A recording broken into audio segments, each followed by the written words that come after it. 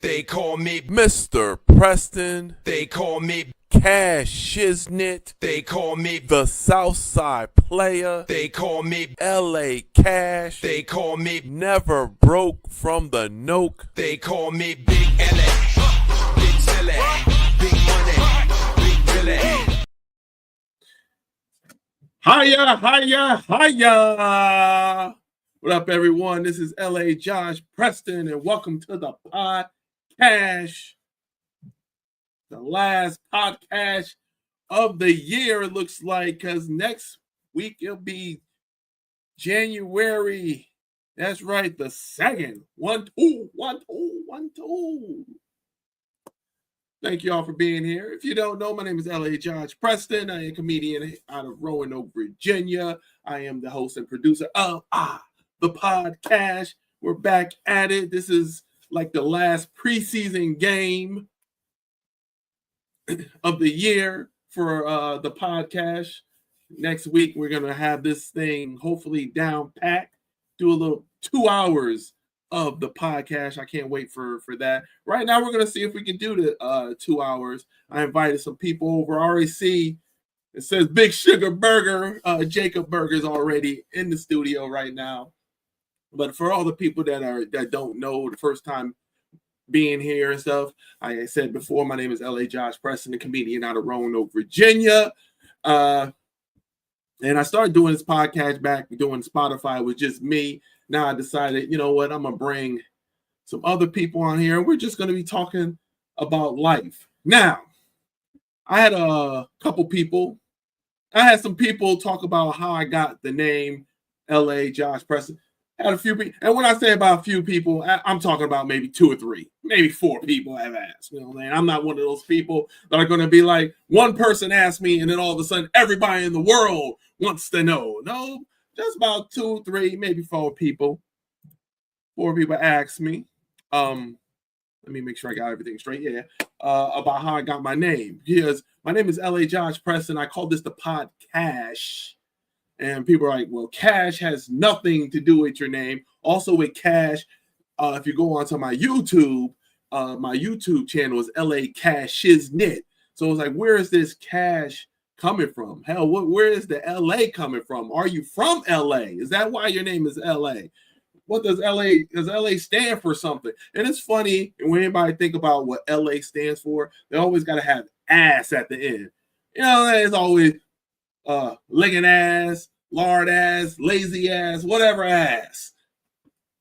How come the A can't stand for anything else but ass? How come it can't stand for the anatomy? Large anatomy. How about that? That could be what LA stands for. But I'm going to sit here and I'm going to tell you the story of how all this happened.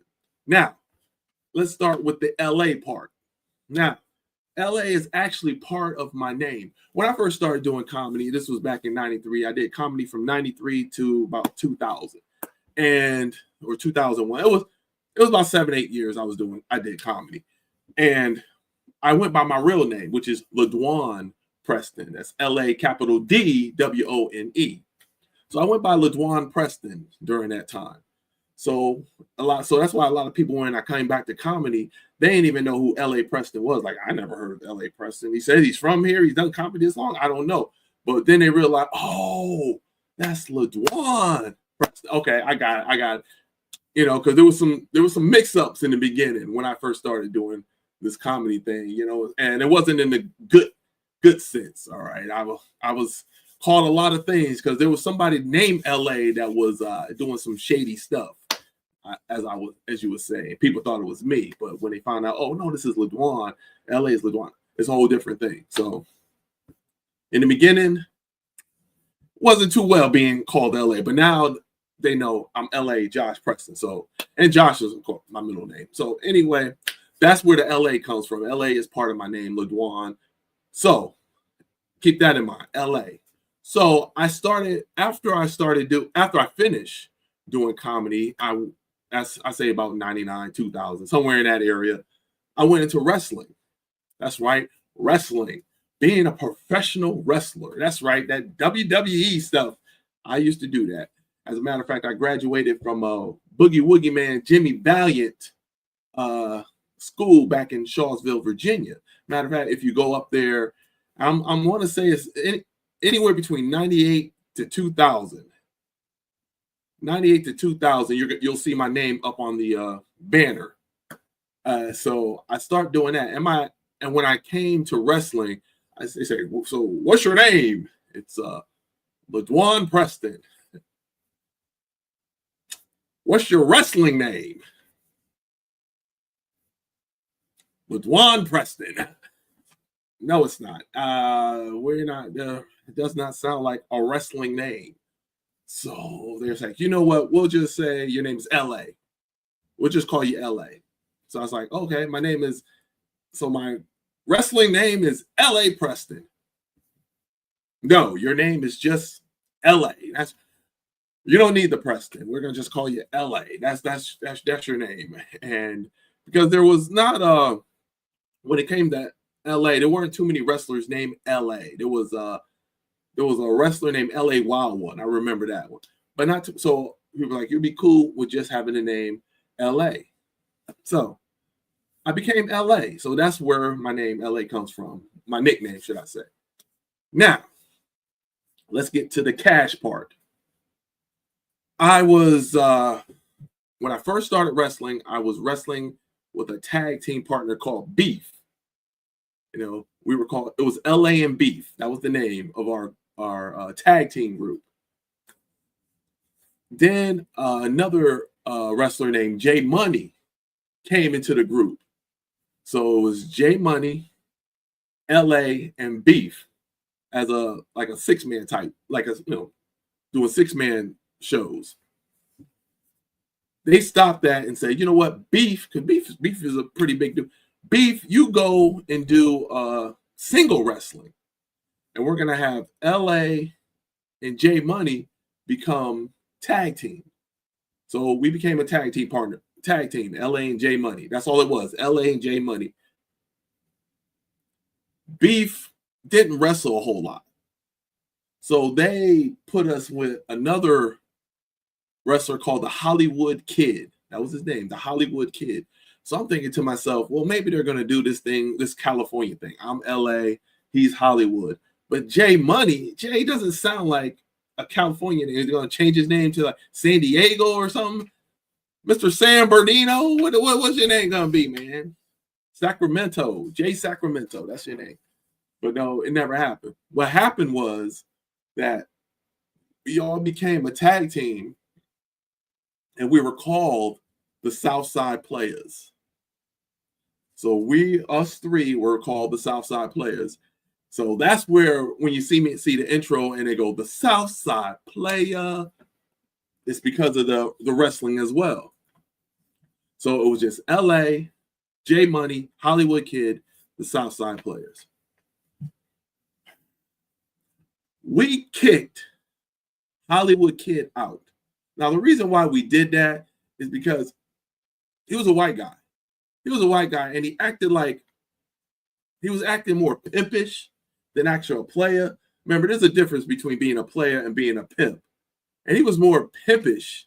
And plus, he was a white kid and white dude. And it felt, what it felt like? You know, when Dave Chappelle was doing the Chappelle show, and he said it felt like that the people were laughing at him than with him. That's why I thought this Hollywood Kid guy was doing. He's making fun of our culture type thing, with the being a pimp. He was doing all this stuff that was just stereotypical, pretty much. And I wasn't feeling it. I wasn't feeling it. Jay Money wasn't feeling it. So we were like, you know what? Get him out of here. It'll just be us two. So we became a tag team, just J Money and myself. It was LA and J Money. I remember we did a show in North Carolina, and I was driving home to Virginia, and the song by Jay-Z came on. It was called Cash Money Hoes. But since I was listening to it on the radio, that's right, we were listening on the radio. It was big back then. The radio was big back then. And Cash Money Hoes came on. But because it was radio, they bleeped the hoes out. So it was just cash. No, it was money, cash, money, cash. Then DMX would go, what? Money, cash, money, cash. It's like, oh, cash. That is going to be my name. LA Cash. So I told Money all about it. He thought it was great. Well, usually my ideas, not too many ideas that I presented will say, no, that's all right. I had so many. We can talk about the ideas I had, but that was my idea. It was like LA Cash, J Money, the Southside Players. And not only was the Money Cash song by Jay-Z was popular, Cash Money from it was the Big Timers and Lil Wayne group, Cash Money. And then back in the day, New Jack City, CMB, all we got. So it was Cash Money Brothers. So I'm like, this is almost perfect. This is blending in with our culture. So I was like, yes, I'm gonna be called LA Cash, J Money, Southside Players. That's what it. And our thing, and when we came out to was Money Cash by Jay-Z. Until I did my own song, and what I did was it was a song called Like a Player, and I did it over Destiny's Child Survivor beat. You know, when it goes. When that came on, woo, man, I'm gonna pull out my VHS tapes, and I'm gonna see if I can put somehow put VHS onto the computer, and I want y'all to hear that song, because man, they loved it. They loved that song that I did. So we came out first. Okay, the Money Cash thing. That's how the Cash got started, and the Shiznit part, Cash Shiznit.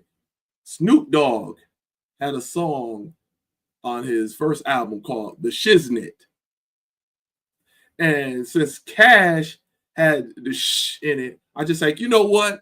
I'm gonna add the Shiznit. I'm gonna say my name is LA Cash Shiznit. A lot of people didn't get it. They didn't get it, but for short, they just call me LA Cash. But that was my whole name, LA Cash Shiznit. So that's why if you go on YouTube and you look up LA Cash Shiznit, you'll see me. You see, and also on YouTube, not YouTube. I said YouTube already. If you look on Twitch, I am also Cash Shiznit. So that's all came about. And I was on Twitch before I started doing my comedy thing. See, I was a wrestler after I became a comedian. So all that wrestling stuff was in my mind freely. So that's why everything you see, the PoDCasH, LA Cash Shiznit, is all because of my wrestling days. A lot of people didn't believe I was wrestle. One of the comedians was like, you wrestle? And then he was talking about being at Boogie's Camp. I said, look on Boogie's Camp. Look in one of the years, whether it be 98, 99, you're going to see my name. And sure enough, the next time he saw me, he's like, yeah, I did see your name. I'm like, yeah, because, I mean, what I got to lie for? Why I got to lie and say I'm a wrestler? I don't need to lie about anything. You know, what I've done so much great stuff. I don't need to sit here and lie and go extreme about saying I did this or I did that. I met this or I met that. I've done some great things. So I didn't lie about that. So I was a wrestler. I was a wrestler, comedian, freaking rapper.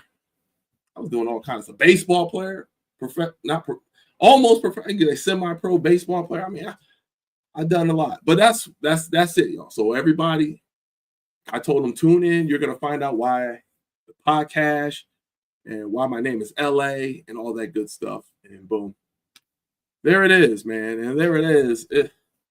My 15 minutes of just talking about myself. That's what I do. And I didn't even talk about what I did this past week. Let's look at all the stuff I did this past week. So most of the stuff I did was on the 20th and 21st. Friday night, I did a show in Bristol, Virginia. Shout out to Mighty Mouse. Had a great show there, man. I get so humbled when anybody does a show for the first time and they invite me to do the first show, because it makes me feel like, oh man, they know they want a good performance. They want to, hit hard. So when you pick me to do that kind of stuff, it makes me feel good. All right. So I had no problem at all doing that show for Mighty Miles up in Bristol, Virginia. Shout out to him. And hopefully that thing will keep going because we had a great, it was just a great crowd, just great comedians. Shout out to Chout Bout, Malcolm Franklin, and of course my traveling buddy, my partner in crime, Teron Rogers as well. And it was and the first comedian, he's a new comedian from Tennessee. He was there. He did very well. And of course, Mighty Mouse. Mighty Mouse, I would give him props, give him much props because he hosted that show. He hosted the heck out of that show. He really did. He was one of those hosts that said, hey, we are killing it. On to the next comedian. He wasn't one of these hosts that once the comedian kills it, he gets on stage and wants to do 5 more minutes. Because he's like, oh my goodness, this crowd is hot right now. Let me get up here and do 5 minutes of my jokes. Doom, doom, doom, doom. Next thing you know, that host has brought down the crowd. After the first person tore it up, here he comes doing his 5 minutes. No, we don't want to hear. That's when you go on to the next comedian. Keep this thing rolling because you have, your starters, your openers, and you have your featured, and you have your headliner or closer, man. Boom, boom, boom. Because you're supposed to get funnier and funnier and funnier. So you do your hosting job. You did your job. You got it warmed up. Boom, here comes the opener. The opener is supposed to be funnier than you. So you cannot go behind him and do your jokes. No. You're supposed to keep the flow. Unless the opener just stunk or the feature or even the closer just stink, then yeah, you probably have to do some jokes to boost the crowd back up. But if the crowd is hot, you just keep going. I love those nights, man. Easy nights. So he kept the show flowing. And so shout out to Mighty Mouse for doing that because that was a great show. The crowd seemed like they knew they were coming to a comedy show, but they didn't know what to expect. They sat there because it was one of those situations where the front row, only people that sat in the front row was the comedians. But from the second row on back, it was full. And I'm thinking, see, these are the people that watch YouTube and see all these crowd work and all this stuff, and they don't want to be bothered, so they want to sit in the back and don't want to be bothered, don't want to be talked about or anything. Some comedians need to get that in your mind. If you see a bunch of people sitting in the back and no one's sitting in the front, odds are the people in the back, the reason why they're there is because they don't want to be bothered. So why are you going to sit there and do crowd work with a bunch of crowd that don't want to be bothered because they're sitting in the back, but yet you still want to mess with them? Don't do that. Just do your routine, man. You're supposed to have a routine. Go do your routine. But they all sat in the front. But once they got into it and said, this is what a comedy show should be. I'm liking this. It's one of those things where you're like, I'm going to check it out for the first time and just see how it goes. But how the crowd was, it seemed like that this is something they want. Yeah, we like these type of comedy shows. So hopefully Mighty Mouse can keep it going, and hopefully we'll keep on doing shows in Bristol, Virginia. Saturday, I was in Johnson City, Tennessee. That's right, Johnson City, Tennessee. I was at the Wallace Theater, one of my favorite places to perform. I was there with Philip Taylor, Grampy, myself, and John Pruitt. And I think we did a great show. A lot of them didn't feel like that they did well. I mean, the crowd it seemed like they were more,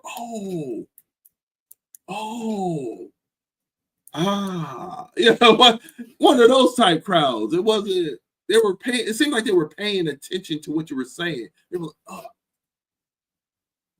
we got that. I got that. Oh yeah, yeah. It was one of those crowds. I mean, I had a good time. I had a good time. I'm sure that we had a great time. We had some good sets. I know those other comedians, they probably didn't feel like it wasn't like a good crowd or anything. Yo, anytime a crowd is just laughing, I don't care. Not everybody needs to laugh. You don't need to get that. You don't need to tell a joke and 100% laughing. If you got freaking 60% laughing, that's good enough. I mean, you don't need to please everyone. And plus, there was the Tennessee game going on against Ohio State, which they should have just went to the comedy show. You would have had a better time than going and seeing Ohio State and Tennessee. The Ohio State Buckeyes played the Tennessee Vols. I guess that's what it was. Last time I checked, when I got on stage, it was 14-0. Ohio State was just spanking them. I guess they won. Maybe I should have looked and see what was the score and everything. Maybe I should have before I got on here. Because Tennessee might have came back and won. But I haven't heard anything, so I guess they didn't. Anyway, so we went to Johnson City, had a great time, talked to John Pruitt, and Grampy, Phillip. I mean, they're just great people all around. It feels good when you're with just great comedians and just great people. And this weekend, I was just surrounded by all that. And, and that's just something I need, something I really did need. So thank y'all. Thank you, Johnson City. Thank you, Wallace Theater. Thank you, Bristol, Virginia. Thank you, Mighty Mouse. And thank you to all the comedians that were performing. Thank you to the crowd. It was wonderful. And yes, I will do it again. Matter of fact, in Wallace Theater, I'm headlining March 7th show. That's on a Friday. It's going to be myself, Torrin Rogers, and I may bring in the Roanoke crew with me. Usually the Roanoke crew, if I say the Roanoke crew, it consists of Arthur Stump, Chop Bout, and June. And then we got Jacob Berger, who's starting out too. So he's another one. So yeah. But we'll see what happens during that show. But definitely it's going to be Teron and I, because we are going to be you can pretty much say co-headline it. We can both do it. It doesn't matter if we switch it around. It really doesn't matter. So that's been it. Big Sugar Bear Burger. I don't know. I'm gonna bring him on and see if he's. What's up, everybody? Good evening. He's there. Okay. All right. I know I'll be running my mouth, man. But a lot of people have been saying, where I got my name. You got good stories to tell. I like hearing it. All right, I appreciate it. Now, you weren't here last week. That's correct. All right. Let me see if I can turn my volume up, because I can barely hear you, but I'm thinking it's me. There we go. Yeah, it was me. I ain't turned my speakers up. All right. David. Actually, I listened before our first preseason podcast. I listened to, I believe, episode 21 to kind of prep myself a little bit for my first time on. And you had some really good information as well as some good stories to tell. So I do really actually enjoy the beginning monologues, really. Oh man, I appreciate that. Yeah, I got where it's due, boss. Say what? I said just giving credit where it's due, boss. I appreciate it, man. I appreciate it. And yeah, I do have stories, man. Woof, man. Rather be the comedy, wrestling, just life in general. Like I said, I'm 49. I'm about to turn 50 in April of next year. So shit, could have fooled me, man. A lot of people say that. I don't know. I'm like, man, I got the bald head. I got the little grays in my beard and stuff. I got these glasses, man. I seem like I look like an old person. If you describe me, it sounds like I'm an old person. But people say I don't look that. It's weird because a lot of guys my age are starting to look a lot older, and then there's a lot of older guys that are starting to look younger. So it's kind of a really weird switch around that's happened. Yeah, man, because y'all don't do anything, man. Y'all gotta get out and we don't get out much. We just work and go home. Get some sun on that body. That's what you need. What is it, vitamin D or C or something that the sun has? Something like that, yeah. Yeah, man, that what keeps you young, man. But like I said, you weren't here last week. So there's two questions I'm gonna have to ask you. All right. Because we didn't do it. All right. So the first question is sitting or standing? So I do remember this question from the week before last. I'm sticking with standing. You're sticking with standing? Okay. And did we land on the moon?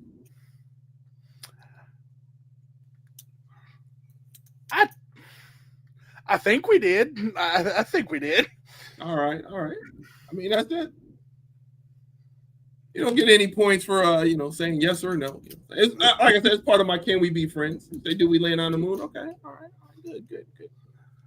right, good. All right, man. So Christmas was last night or yesterday. What do you say? How was your Christmas? Did you get everything you want? Spent plenty of good time with the family. Had lots of good get together, which is always important for me and my family during the holidays. Mm-hmm. I've started a little side note. I'm trying to quit smoking. I'm trying to quit vaping. So now I'm chewing on toothpicks all the damn time. Good.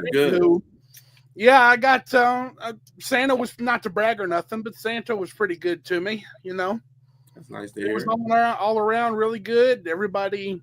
We ate great food, had great conversation. It was all in all pretty good. Nice. That's good to hear. That's right. Please chew on that wood instead of that vape. Yeah. Yeah, vaping's not good. Yeah, I was saying. Yeah, a family member had an ER level asthma attack the other night. Wow. And I was like, and she and I were both like, fuck, we gotta get off these things. It is, man. It's very bad. Like I said, my son had a situation as well, so he had to stop, and now he's just. I don't want him smoking, period. But if he got if life is like that, I mean, he's about to. Matter of fact, he's about to turn 22 next Thursday. He's born January 2nd, and so I'm like, man, you're 22 years old and you think life is rough? I'm like, that you need to smoke weed. I'm like, oh, okay, but just be careful, man. That's all I say. Just be careful. I'm only 25, and I'm staring down the barrel of like 3 separate medical bills that are like triple digits, man. It's getting bad. Triple digit? Dang. Yeah. I owe the medical field a good bit of money that's going to have to come into play in the new year for sure. Oh, wow. How was your Christmas, big dog? My Christmas was great. I have got some pretty great kids. Because the reason I say that, my son's 22. My son's going to be 22 next week. My daughter is 16. And they are more excited about giving gifts than actually taking gifts. My daughter and my son actually bought me gifts this year. My son did it last year. But my daughter actually got money now because she's with the chores and doing well in school. And her birthday is the 27th of November. So she got the birthday money still. So she went and got us some gifts. I got me one of those pop. She loves those pop things. I got a Wonder Woman one and a South Park Mr. Mackey one. So yeah, there you go. No to drugs. I keep saying no to drugs. drugs are bad. Drugs are bad. Drugs are bad. Okay. Yeah. So you shouldn't do. Okay. Yeah. But they're opposite when it comes to giving the gifts. Because my daughter is the one that says, open mine first. Open mine first. And my son is like, nah, open mine last. Because he thinks it's just the best thing ever. No, you open mine last. And he got me a Shinsuke Nakamura shirt because I love Shinsuke Nakamura as a wrestler. He's one of my favorite wrestlers. But my favorite wrestler is Randy Orton. But Shinsuke Nakamura is up there as well. So he got me that, and he got me one his action figure, or whatever you want to call it. So now I need a shelf to put all this stuff up now. The Wonder Woman, the Mr. Mackey, and Shinsuke Nakamura. So I need to put all that up. And they gave my wife, she loves Iron Man. Now, I don't know if she loves Iron Man or she just loves Morton Downey Jr. I said Morton Downey. Robert Downey Jr. Oh, my goodness. You been watching some Rick and Morty lately or something? No. Morton Downey Jr. is actually, he was a host of a TV show. Oh, and he used to always smoke cigarettes and be cussing people out. It was sort of like Jerry Springer, I guess. I'm a fan already. You had me at cussing and smoking. Yeah. look up Morton Downey Jr., man. He was the first one with those fake teeth. You could tell they were fake. Oh my goodness. But yeah, he had a show sort of like Phil Donahue and Geraldo and all those shows. But he had it late night. It was called the Morton Downey Jr. Show. And he used to just cuss people out. It was hilarious. Phil, thinking I was talking about Grampy in the comedy show. Phil said, and Grampy says wrestling is real. Now I don't know if he's saying that because of the Real Funny Comedy Show, because I have the real in it. I see what he did there. I see what he did. That's that double entendre. Yeah. I see that. And then Joe Bridges said people hated him. I'm thinking he's saying Morton Downey Jr. People hated Morton. And that was true. They did. That kind of reminds me of like the dichotomy between Morton Downey and Jerry Springer. Reminds me of that dichotomy between Bob Ross and that German painter guy that Bob learned from, where like Bob Ross was like this very calm, like, oh, we're going to put some little over here. And then the German guy at night was going, we're going to put the big tree there. Just screaming. Right. Okay. Yeah, you can say that. Grampy said Benny Hill was the best late night. I don't know about that. Benny Hill, that's the dude that goes. Okay, I've never seen an episode of that show, but I've heard that song a million times. I think that's what it is. I know King of the Hill. I don't know Benny Hill. Oh, I love King of the Hill. I fuck with King of the Hill heavy. Yes, he said that's old school. See, Phil, I don't know what. Sometimes I think Phil's a young guy, then sometimes I think he's an old person. I identify with that pretty heavy. Phil could be 30 or 60. It didn't matter. Yeah. Sometimes I say I'm like a 55-year-old stuck in a 25-year-old's body. Is that what it is? Yeah. Got an old soul. Yeah. Can you tell me like your greatest Christmas gift that you ever gotten, or maybe the worst Christmas gift? Let's see. Best I ever received or I ever give? Yeah. Let's see. What's the worst I ever received? I don't. My memory's not what it should be. I remember I remember one year. Even though I'm not a huge NFL guy, and I didn't hate this present, but it was kind of like puzzling, but it was kind of funny. My aunt got me a Chicago Bears shirt, I forget the Bears shirt, Dub Bears. I think she got it for me just so she could say that. And we're all like, I'm not a Bears fan, but I mean the shirt fit, so it was all right. Right. It was one of those. Yeah, it was like even my mother and I were looking at each other like, since when are you a Bears fan? I'm like, oh, I guess I'm a Bears fan. But it's still it's a nice shirt, and I think I still have it over here. So, right, it was one of those off the rack type things. You know, when you always get cologne. Yeah, always get, like what? Why I always getting this? They always give me cologne. That Brute. That's what it was. Brute cologne. Like, this is Walmart off the rack. You didn't even think. Just get them something. You know, it was one of those. Just get them something gifts, like socks. Yeah. You cannot go wrong with socks. They gotta wear socks, right? Yeah, get them socks. Phil said he would like to get stuck in a 25-year-old female body. I'm like, ugh. Shit. I don't know where you want to get stuck. Someplace you don't want to get stuck in there. If I was stuck in a 25-year-old female body, I'd be stuck inside myself as a female, if you catch my drift. Right. You don't want to get stuck in that body. I'm bleeding. Yeah. Oh, no. And Joe said Benny Hill informed Phil's comedy, not Grampy's, though.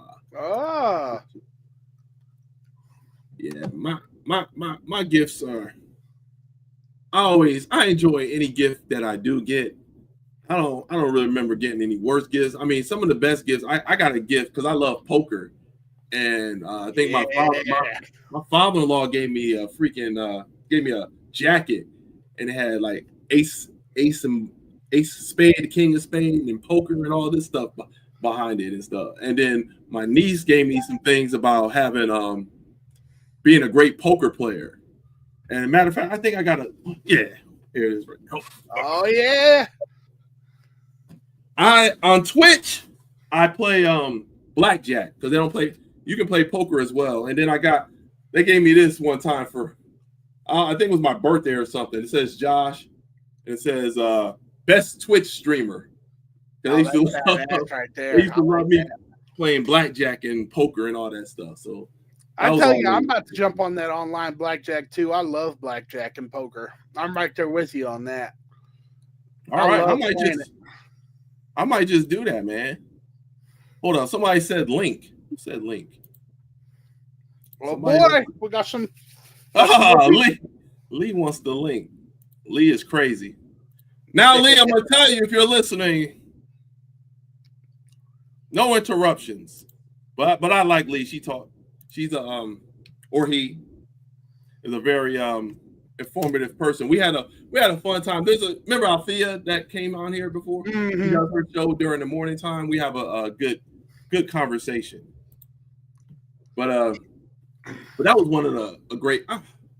I got so many great Christmas gifts and stuff. What sucks is that some of the Christmas. Have you ever got a Christmas gift? Like I'll give my wife a Christmas gift, and next year you don't see it open.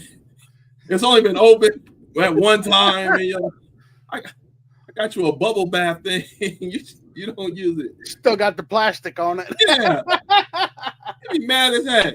Mm-hmm. And I'm still laughing my ass off about it. I got my folks got me a damn bidet as a joke gift this year, but I'm gonna get a lot of use out of it. So, and everybody thinks I'm a weirdo because it's like, why do you like it so much? I'm like, y'all, it's revolutionized. It's a life-changing experience. It really is. A bidet, that might be something I need. I mean, my aunt and her boyfriend were like, you ain't gonna get away from wiping your ass. I said, yeah, it's 2 as opposed to 5. Right. That's why I get those wipes. I use those wipes and stuff. So hopefully it does that.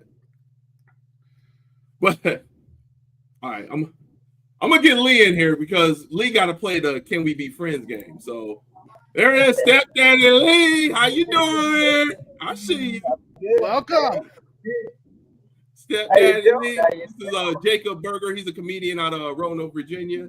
Nice to meet you, Lee. All right, nice to meet you. All of you. On my podcast, Lee, I play this game called Can We Be Friends? It's just a bunch of, this person or this person. So I am going to give you a list. It's going to be 10 things, and you just tell me who you think is better. Because with me, it's not like I like one and not the other. As most of the time, I like both of them. I just like one better than the other. Right. Okay, you ready? Well, all right. Tupac or Biggie?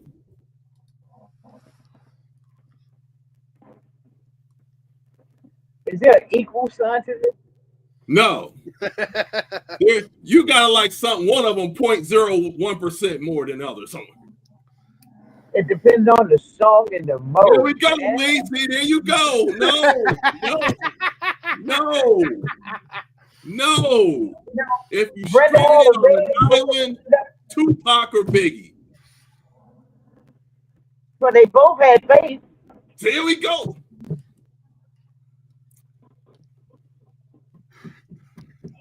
Okay, I'm gonna go with Tupac. All right. Thug life. Thug life. It's not. I have a feeling it's not going to get any easier. I'll tell you right now. I have a feeling. That's it. Damn it. Go ahead, Whew. Michael Jackson or Prince? Mike. Oh, okay. Oh, all right. That was quick. Batman or Superman? Invisible, man.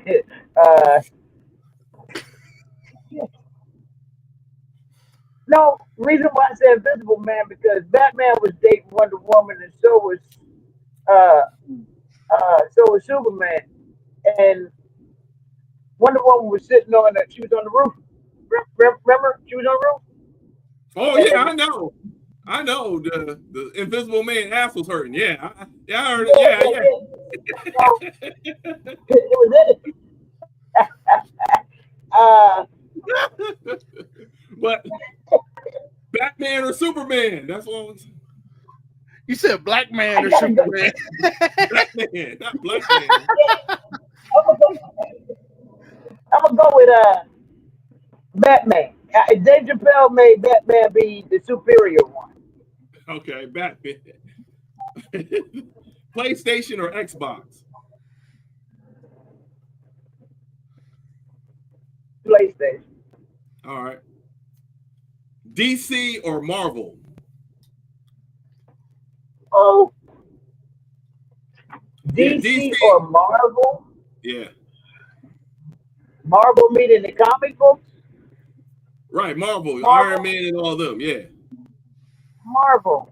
Marvel. Both of them are for entertainment, but Marvel. Too late, you said Marvel. All right. Backstreet Boys or NSYNC? Backstreet Boys. I'm not into that. Nicki Minaj or Cardi B? Now that's a tough one. Which one of them got the bigger boobs? Jeez. Before or after surgery? Ah, Are you talking after?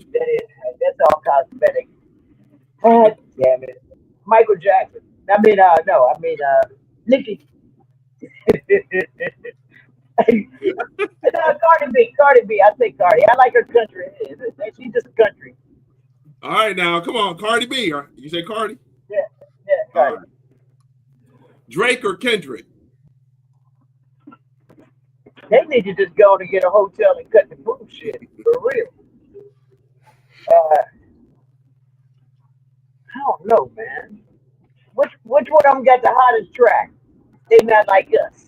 I can't. Okay, that's Kendrick. That's Kendrick. That's what he. I like the song. Sitting or standing? In what? That's it. It's just sitting or standing.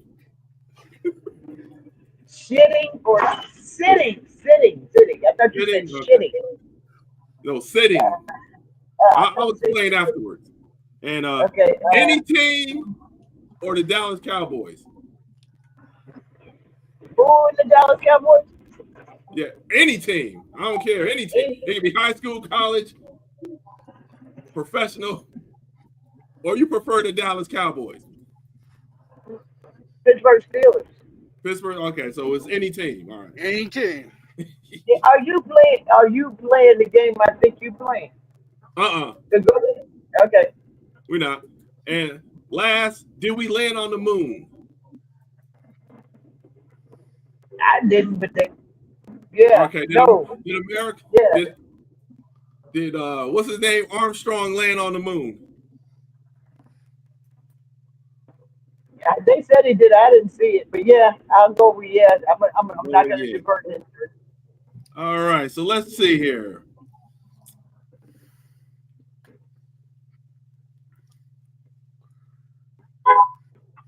You you grading me? You got 6 out of the 10. That's pretty good. That's pretty good. That's pretty good. That's pretty good. What's the high score? Like 7 or 8? Yeah, my wife got 7. I'm like, you couldn't even get all 10. I'm like, you don't know me. 6 out of 10 is not bad. As soon as you find the 10, whoever it is, you better slap a ring on, like right there. Yeah, the highest one's been 7. But see, I don't want to be telling, huh? That's a pretty good game. See, we used to play this game. We ask you all these questions, and you answer them, and then we put it in a sentence. Oh, one of those things that you do this with? Something like that, yeah. But we used to Oh, just yeah, learn that little origami. Yeah. I remember that. Yeah. All right. All right, I'm going to bring Chop Bout in here. I call him Chop Bout the friendly ghost. Because this man, when he pop up here, you see, look, he's getting a little better. He is. What's up? Straight out of Bristol. Straight out of Bristol. Yeah, I saw the post, man. I'm glad y'all's show did good down there. Yeah, it was nice. Hey, Bristol, Virginia? Kentucky? Bristol, Virginia, yeah. Okay. Yeah, we all live in Roanoke, Lee. Lee is she's out of Virginia. You out of Virginia too, right? I'm here in Virginia. Yeah, I'm still in Virginia. Yeah, she's in Virginia. I'm on the other side though. Yeah. I was on your side for a little while. Up there at Virginia Beach. I was up there for a little while, bit Norfolk area when I was in aviation school. I was up there for a little while. Okay. See on the other side of Virginia. We over there where Tennessee is, Lee. Were you like Clarksville? Yeah. Hey, we got to talk about that too. Yes, we do. I've saved up all my Februaries except the 15th. Okay. Yeah, we got to talk about that. Yeah. Okay. The sitting or standing. That's when you go to the bathroom and you wipe. Do you sit down or you stand up when you wipe? I stand up when I wipe. Huh? I sit for a minute, then I stand up. When you wipe, you do what? I sit and then I stand up to make sure. So then you I do sit both. back down. Yeah. Okay. Well, you couldn't go wrong with that one. But that's why I just say sitting or standing. I just think it's more fun. I don't want to explain it. Just let people's imagination go wild. Yeah, but that's always that's good. Back there. Uh-oh, you breaking up, Lee. Something. Yeah, I'm on the bus going out here to Stone Ridge. Oh, okay. See, I Well, can hear you know Chevy. I know who. You know Chevy, right? Chevy's with you. Yeah, Tony Wood's your friend. I told you I'm on the other side of Virginia. I don't know about that east side. We on We're down here in the Southwest. Yeah, we Southwest Virginia. We's country. What y'all said? You sound like y'all over here. Well, Trump. We're gonna make comedy great again. We ain't over there on the east side where y'all go blue all the time. Y'all the reason why. We west side. Yes, sir. I'm gonna tell you like this right here. For real, y'all are making comedy funny again. Yeah. No bullshit. No disappointments either. Oh, I gotta say what's up to Wally. I see you, Wally. Thank you. Hey. So how was your Christmas, Lee? See, we didn't even talk about it on Reese's show about Christmas. Y'all tried to get into it, but y'all took a left. I don't know what happened. I have no clue what that was. No, I don't know what happened there. I mean, I just took a left or took a right or whatever. Y'all talking about tribes and stuff. I was like, I don't know anything about this. I'm gonna keep quiet. I don't know anything. The thing is, uncomfortable conversations are needed sometimes. Oh yeah, absolutely. I didn't think it was gonna happen that day, today. Right. You know, not after Christmas. That's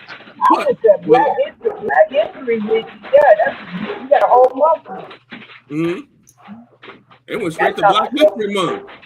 Hey, man, we still got 2 months. It went straight to Black History Month. But Lee, you noticed something though. You noticed that dude can not interrupt you.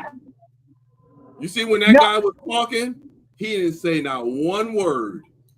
He knows who to fuck with. Yeah. He knows. I told him that should be your New Year's resolution, not to interrupt. He's like, nah, I can't do that. I gotta interrupt. But as soon as that dude started talking, that dude shut his mouth, didn't say one word. So you can do it. You just don't want to. That's why. About respect. Yeah, that's why he can't be on my show. As soon as he interrupt, man, I'm about to cuss this dude. I will cuss that guy the F out. It's on my show. That's why I ain't cuss him on Reese's show when I'm on, because it's Reese's show. But I did. Oh, that's why I like you, because you don't care, man. I do. I'm not a Karen, but I don't care. Right. Right. Exactly. I mean, I can only warn you once. That's my last name. I'll warn you once. Exactly. That is my last name. Because I go to a household where if you don't like throw your words out there and get them out there, you just ain't go get your word in. So I'm right there with Lee. It don't bother me none. Well, look here. But see, it wouldn't bother me none either if it wasn't just the fucking word salad. Jay, no. Right. He just continuously makes salads. It's not even constructive, intelligent, nor is it educated. It's some of it. He has his moments. He's probably watching. Yeah, I'm talking about in a way, I don't want to say anything about him because I won't put him on the show and he can't defend himself, but F it. When that dude, remember when the guy said, do you know who made Chicago? And he's like, no, I don't know. And then he said who did Chicago. And then a couple minutes later, the guy was talking about the guy that invented Chicago or whatever, Chicago, Illinois. And then he goes, that's right. That's right. Like, how do you know it's right? You just now found out that he was the one that made Chicago. So how the heck do you know what he's saying is right? That's right. Right. Did you hear Connie today when I told him about shutting the fuck up, and Connie said he can't do that.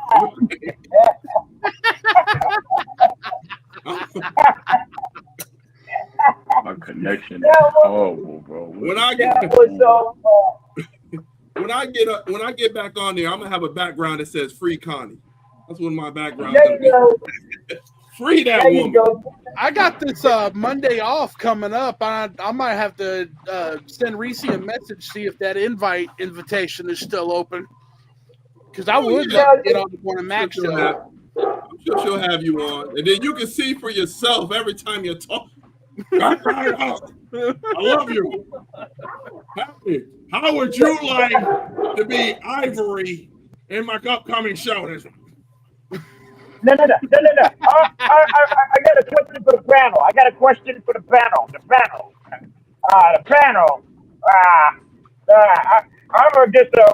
I'm a Jersey boy from Chicago. I was raised by some lesbians. I got some nigglets. Nigga. I got a question, but it's not a question. I wonder, I'm like, some what? And then you try to throw me under the bus, trying to say I'm the reason why you had to go get proof.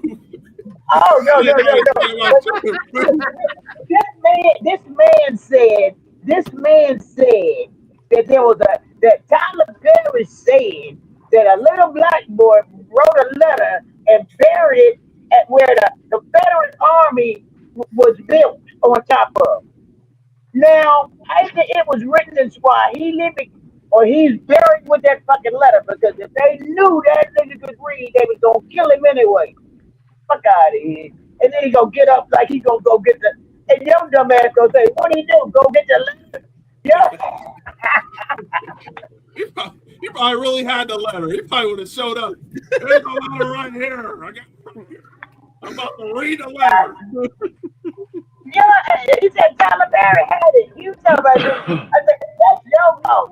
You every time he say something, you say, prove it. Prove it. Yeah, because this dude's a liar. That shit was so funny. That shit was so funny. And That's one of them. That's one of them dudes that you're just like, yeah, okay. He's habitual. He's an habitual fiction teller. That's what he is. That shit was funny, man. And I couldn't help, but I wasn't throwing you in the bus. I was just saying, damn it, you always tell him to prove shit. And he went to Tyler Perry's house to go get the letter from Missouri to Georgia. And came back with no letter. He's gonna have the letter next week. He's gonna have it next week. Well, he gonna write it himself. Well, he gonna write it in big letters. he gonna write the letter in big letters. Elmer's glue. We're gonna use Elmer's glue to write the letter. That was so funny. I see you chop about the friendly ghost. What's going on, man? Yeah. The ghost is here, man. I cleared my background. My connection is a little shaky. I can hear, but I can't hear. Oh, you heard that though. How was your Christmas, man? Christmas was good. How about y'all's, man? Mine was pretty great. Pretty good. We were talking about worst gifts. You remember a worst gift you got? A bad gift? Talking about what? A bad gift that you might have gotten. Oh, I didn't get no bad gifts this year, man. All the gifts was good. I ain't want to re-gift nothing. Oh, okay. Okay. Yep, all my gifts were great this year. Did you get a gift from all your kids? Because that's been right there, a whole sleigh, whole basket full. Yeah, I got one gift, one big gift from all of my kids. Golly. Somebody back and I had most of my kids at my house Christmas Eve. They all stayed here, and my grandkids. So it was deep over here. That's good. Yeah, he has 12 kids, Lee. That's why we.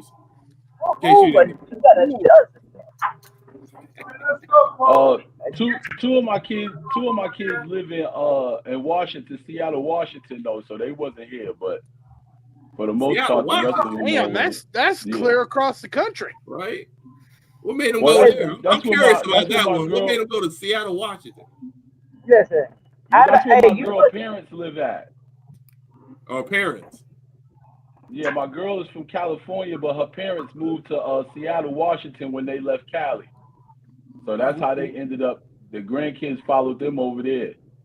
Is that Microsoft, right? Or Starbucks? Is that Seattle? Am I getting that right? Starbucks, okay. Starbucks and Microsoft, matter of fact. Okay. So, okay. I just wanted to make sure I was getting that right. Well, that's pretty cool, though, man. Oh, it's a street. It's a street in Washington that has a big ass Xbox in the street, like in the middle of the street. Hey. Microsoft Xbox. Okay, that's pretty cool. Yeah. And it's a real famous street ball basketball court out there where a lot of basketball players go there and play ball because it's so famous. All right, I have to look that up. Yep. I ended up in an urgent care on Christmas Eve, though, man. Found out I'm like past borderline diabetic. Like I got to start fucking taking medicine and shit for diabetes. You got to start what? Welcome to the party, big guy. What you say you got to do? Start what? Taking medicine for. I got to take medicine now. I got diabetes. Dang. Yeah, you tell me that metformin. Get that metformin. Got that metformin popping. Yeah. That metformin because that metformin will fuck your stomach up, make you shit your brains out for 2 months. Oh, I know it, man. I gotta schedule an appointment with my PCP so I could go see him, and hopefully, because the urgent care said that I wasn't type 1, so I could probably get it down to where as long as I lose some weight and get my diet under control, I could come off of that shit. That's good. That's good. Yeah, that's my work. That's one of my New Year resolutions. Try to get down on some weight, which I'm sure that's like everybody's resolution is try to lose weight. But that's my main one. But we'll talk about some New Year's resolutions. Go ahead, Jacob. What's your New Year's resolution? Well, I think losing weight's definitely one of them. I've been thinking put about that back in back on there. my calorie Nothing count to play with. and getting my stuff together. And also this year, I'm going to really start hitting the ground running with the comedy grind. I'm going to try to come out to as much stuff as I can. Go. I've changed up my performing persona a little bit. The Big Sugar thing, I remember. So that came up recently. I was thinking about some like old nicknames I had, and I remembered Big Sugar back from my football days. And so now I've decided I'm going to shift into that. And I also was a little inspired by Choutbout's name. So I'm going to kind of shift into Big Sugar being my Big Sugar Burger, or Big Sugar being my performing persona and stuff like that. And then like whenever I'm talking to friends or like on the podcast with you guys and stuff, I can be the Big Sugar or Jacob or whatever. But yeah, I'm looking forward to just, getting out there and getting as much as I can and coming out to shows and hitting that grind. Because I've seen where like you guys in the Roanoke crew who have been doing this for like a year plus now have been doing really good. Everybody's been getting shows, lots of glow ups, lots of well-earned glow ups, and it's very inspiring. So I want to jump on that hustle. All right, man. That's right. If there's anything I can help you with, I will.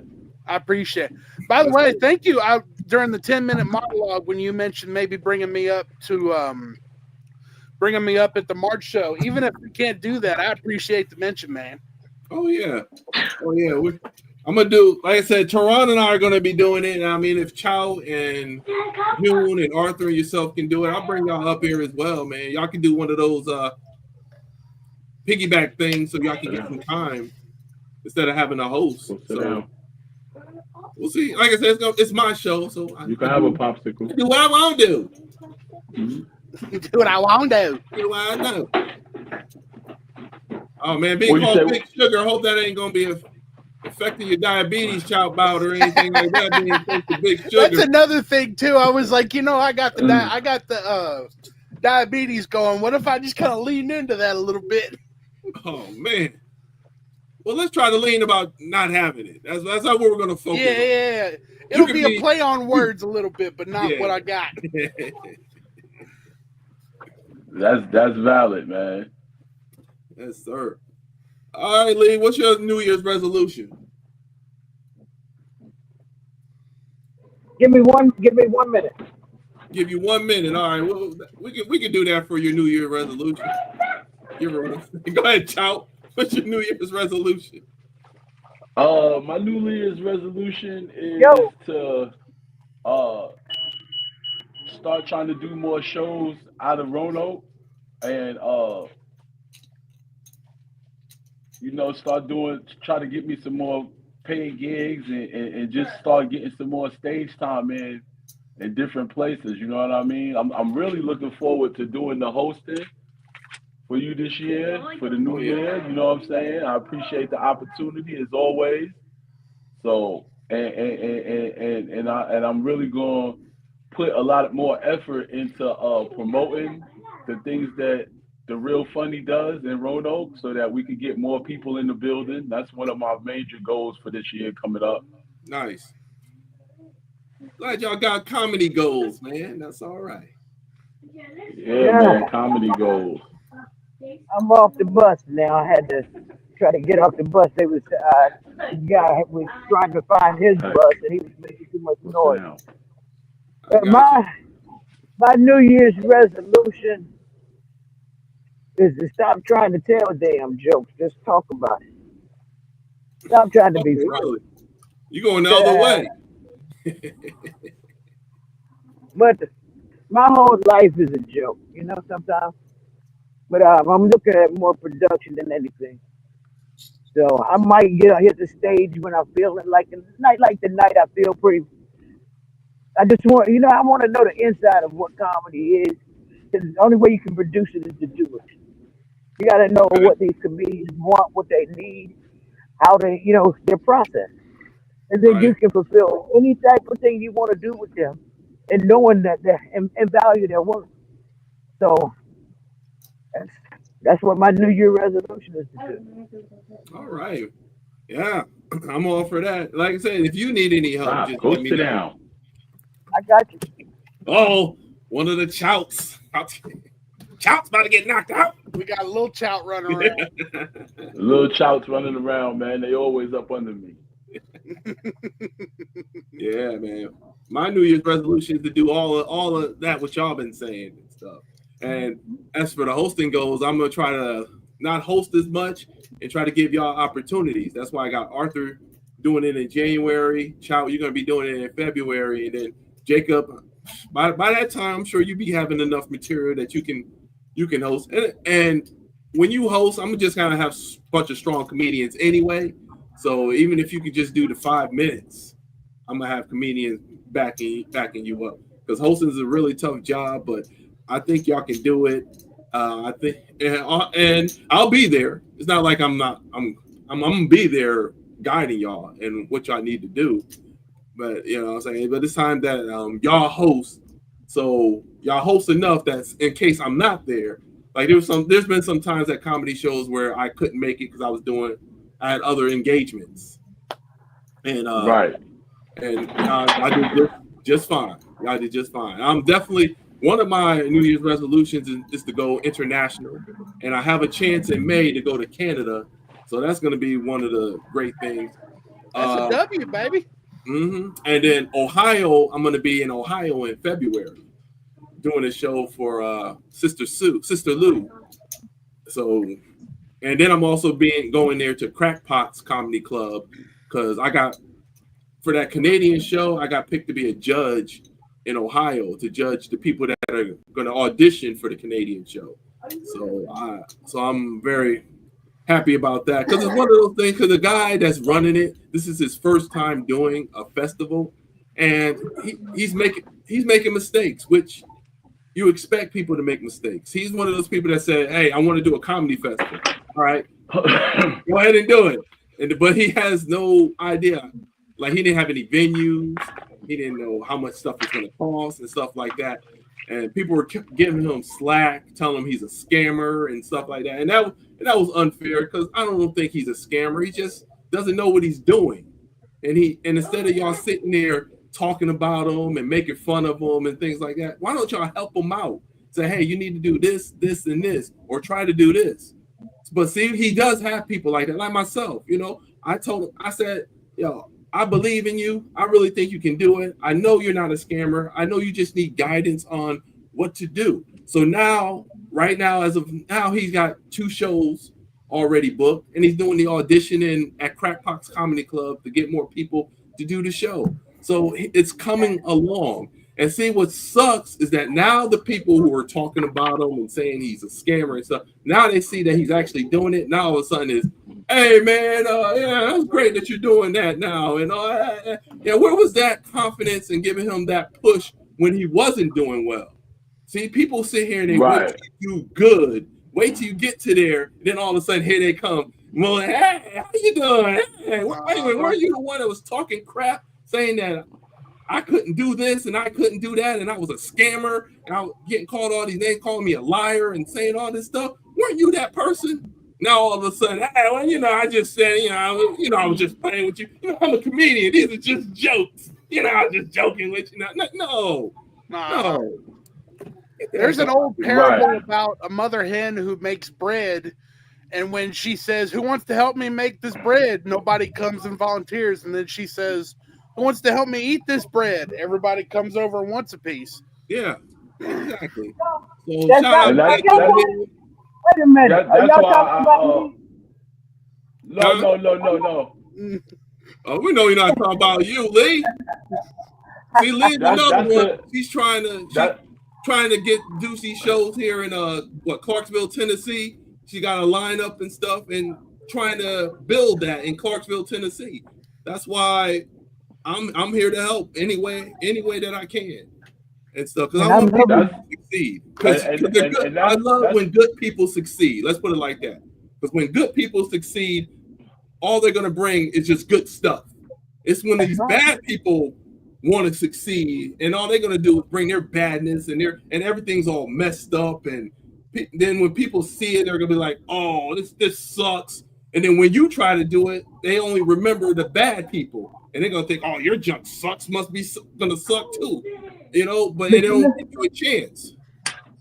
just what he's doing, I have that room at the Galactic Panther once a month, and I want to run the comics through there to decide who I want to take to Tennessee. Right. I have the platform. I just got to figure out. I don't have a team. I need a team. I can't do it by put her myself. back on the couch. Yeah. And like I said, it sucks that I wish I was over there with y'all, especially up in DC. Because I see a lot of potential there in DC. It's just that no one knows What to how do? to. Well, they do know what they know. Everybody is just grabbing that foot for themselves versus I looking see. out for each other. Is that what it is? See, that's They're what not I'm trying to themselves. teach in Roanoke. We all getting together. That's why I got Chout Bout and Jacob and Arthur and Tehran and all this. We got this little group set up here, and I know that we can take this platform to higher things and stuff. But sometimes, there's those people that trying to get in, and you gotta get the heck up out of here. Get up Gotta out of hold here. that 'Cause I gate. know when you come in, all you're gonna do is muddy the water. Let's put it like that. Y'all mud. We are clear water. We're trying to do something good. And here come mature Amen. blood. And we don't want that. Like, get the heck up out of here. Absolutely. Yeah, I always want to be a part of something that's bigger than me, and we just build on top of it. Right. We just keep building, just keep building. That's Eventually, we'll end up with our own TV station. Oh, that would be no, nice. you're not having this. We get to Not be having on that. Tubi. Go We can do finish drinking Tubi your water. shows. Yeah. Get on Tubi and then we'll work our way up from there. That's right. Everybody want a Netflix No, special. I'm like, man, you can't do an And, hour. How you gonna get a Netflix special? You only have an hour. Some don't even have half an hour, but want to do Netflix specials. No. and that's why I feel the way I feel about the show that we just did in Tennessee. You know what I mean? That we was able to go down there and help Mouse Yep. get his first show off the ground, and it was a success. You know what I'm saying? Yep. We well, we get flow ready to too do. We slow, ready to do and that. Oh, it my was bad. nice. That's right. We're gonna do it again. Go ahead. What you say, Lee? We're gonna do it again. Oh yeah. Like I said, man, if you put me Definitely. involved, I'm gonna do everything that I can to make it successful and All stuff. right. Sit down in my And chair. I do try to help people.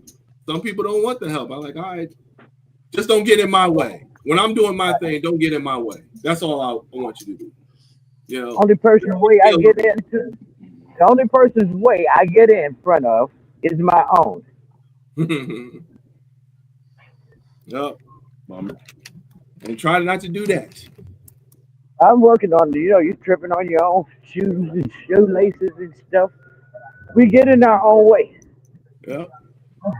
But I like what you said when you were, because I was talking with Shaquan and how we were talking about all that money they spent going somewhere where they could have took all that money and spend it on DC show and could have had something major there.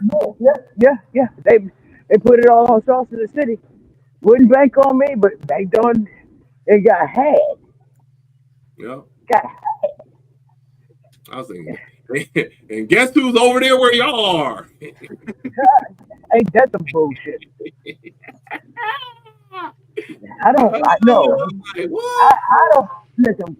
We had the conversation, and I didn't like the conversation. So me and this person had the conversation. I didn't like the conversation, so I proudly stepped back. Right. You have nothing. I have nothing for you. Nothing. Nope. Yeah. We got a little situation. I'm not bringing it up. I mean, you saw it. Oh yeah, I already know on y'all end, but here at Roanoke we got some situations also that's similar to y'all as well. And tomorrow I did an interview with Jerome Davis. Shout out to Jerome. And some things happened to me, and then he asked for an interview like a week or two after that stuff happened to me. So if you go and see my interview tomorrow, there's a chance that it's going to bring up some old stuff, and I just want people to know that it's not something that I say right now because it's over with. I'm done with it. I'm on to bigger things. But this was done a few months back, so it might bring. I don't want people saying, "Oh, look at LA, it's back talking about this after we said it was over with and after it was done." No, it's just that this interview happened a couple months back, and it's now coming to fruition. He finished editing it, and it's my turn to appear on his show. So where can we find that interview at, boss? I'd love to watch that. He's gonna have it up tomorrow. I'll send you the link because I was on something. Yeah. Y'all don't know me as well, but I mean, I have calmed down. I started doing comedy back like 3 years ago, and for the first 2 years, I was very frustrated. People were stepping on my toes. People were lying on me, calling me all kind of names and stuff, and I was on something. I mean, I was on it. I have calmed down. I say, this past 6 months, I have really calmed down because anytime somebody would say something, I always had a comeback, and I just kept going and going and going and going. So one of the comedians told me, "Hey, stop doing that. If you don't pay attention to them, then it'll go away. But it won't go away because if you don't pay attention to them, that means got them. I'm gonna keep talking about them. So anything they say, people are gonna start believing it because I haven't responded. My thing is, you say something about me, I'm gonna respond, and then that's it. I'm gonna do my one response, and that's it. It's been going swimmingly. It's been working. I'm like, hey, this is what I think, and then that's it. If you want to keep on egging it, go ahead. I already said my piece. And then when you start calling me names, then I know I won because that's the last resort. People start calling you names and stuff and lying about it. You already won. You won. You need it. I made it. What's that one F comedy? I made it. You doing open mic? Yeah, I made it here. All right. So I'm gonna go in and see what's going on, and I'll jump back on if you're still on in a few minutes. Okay, cool. That sounds good. All right. Welcome, Deadly. No, that's murder.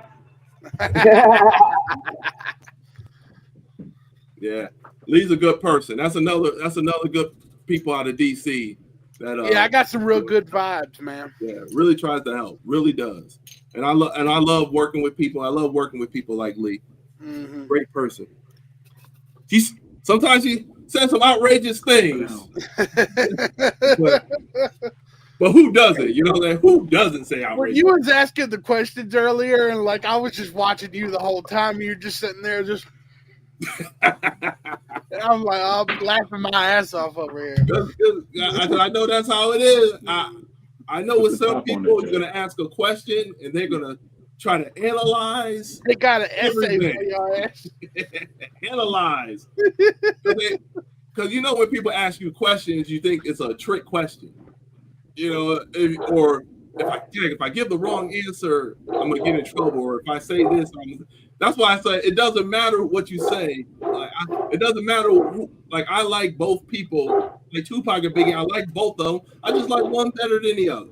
That's all it is. It's no. You say one person, I'm like, how can you like that person? Come on now, you're on that stuff. But no, I like all of them. I just like one better than the other. That's all that is.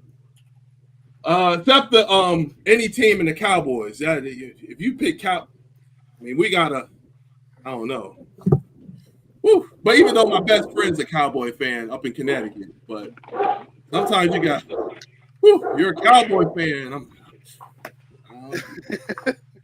Like I said, 2 weeks ago. Even my Cowboys homies are not wanting to talk about it this year. All right, man. Shoot, man, we are rolling up in here. We got 39 more minutes and stuff. Well, yeah, we're still killing it. Yeah, man. The last thing I want to talk about, I'm sure it'll be 40 minutes by then when we. Did I want to say anything before? No. Let's go. If I remember something, I'll just come back to it. The last thing I wanted to say is being funny off stage. Now, this is where this is coming from. We were when we did the show in Bristol, and Teron and I, we were talking. I mean, it's a 2-hour drive. So we sit there and we just talk. And one of the things I told him I don't like is that I don't like comedians that think that they got to be funny all the time. You're supposed to be funny on stage. When you get off stage, you don't have to be funny anymore. All right, we don't want you trying your jokes on us. We don't want you talking and then saying jokes. I mean, I've seen people say something to me like they're just regular talking, and then you come to find out they try it on stage. I'm like, wait a minute, so you're trying to joke on me to see if I laugh or not, and then go. I'm like, don't do that. I mean, when you're supposed to be funny off stage. You don't supposed to keep on being funny. I mean, when you're a chef, you cook in the kitchen. When you go in the living room, you ain't like, man, let me cut these onions up. Like, no, you keep it on in the kitchen, all that stuff. And that's what we're talking about. Just being funny off stage. I mean, it's cool if you want to crack jokes and stuff.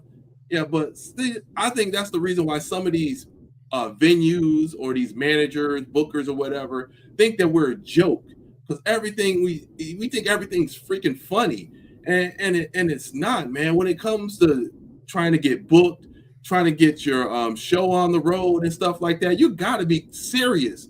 You can't be sitting here cracking jokes all the time and stuff, because people aren't going to take you seriously. And then when they don't take you seriously, you're wondering what's wrong. I was like, well, your dad gonna crack a joke about getting paid and stuff. And hey, man, I'll work for peanuts. Would you really work for peanuts? Mm-hmm. Or just crack. I'll give you an example. I'm talking about group. Now, this is also talking about with group chats. Group chats, for one, don't invite people that you think won't be in a group chat. If you think that person has benefit to being in a group chat, I can see. But if you're in, say, Portland, Oregon, like, I'm wondering to myself, why is a person in Portland, Oregon want me to be in a group chat, Portland, Oregon comedians? Like, I'm not even in Portland, Oregon. I'm freaking, like I said, across the country, just like Seattle, Washington. Why am I in your group? It doesn't make any sense. And people always, I don't know if y'all get it, but it's always, this person wants you to join this club or join that club. I'm like, hey, how about y'all telling them to join the Real Funny? How about doing that? You're so quick to get these people involved, follow them, invite this group to this place. I get invited to so many groups. Most of the time, I just delete them. Now, if it's something with Tennessee or something with comedians, like if y'all invite me to something, of course I'm gonna accept. But there's comedians I don't even know. They want me to be in this person's club. I'm like, I don't even know this comedian. So I guess y'all got together and said, hey, I'll tell these people to follow you or join, and you tell these people. I guess they're in collab or whatever. I'm like, don't do that. Tell collab with me. You know what I'm saying? Tell them to follow the Real Funny. If I see people follow me, most of the time I just follow them back without any hesitation. Anybody that follows me, I follow them back. Unless they got one post and one follower and then 6,000 following. Then I'm like, you're just full of crap. You just whatever. That's you're not really right there. You know what I'm saying? But for the most, I mean, why don't y'all do that? Why don't you just have those people follow me, then I can follow them? And right. But that's what I don't like. And I hate group chats that if they saying something serious, like a lot of these group chats, I give an example because I don't care. There was a person in a group chat that said that they're looking for a comedian to do a show. That's serious. How come some of these comedians were like, well, I can't do it. I got to have a BBL in the morning. I'm like, why? What is the purpose of you saying that? Why are you saying, or even saying, hey, I can't do it. I would love to do it, but I can't. They don't need to hear that. They need to hear, hey, I can do your show. I'll DM you. That's what they want to hear. They don't want to hear people saying, I can't do it. Like when somebody say, hey, I need a ride. I need a ride somewhere. And you're like, well, I'm at work. I can't do it. That's not benefiting them whatsoever. They don't care. They want to ride. They want to hear, hey, man, I'm coming to get you where you live.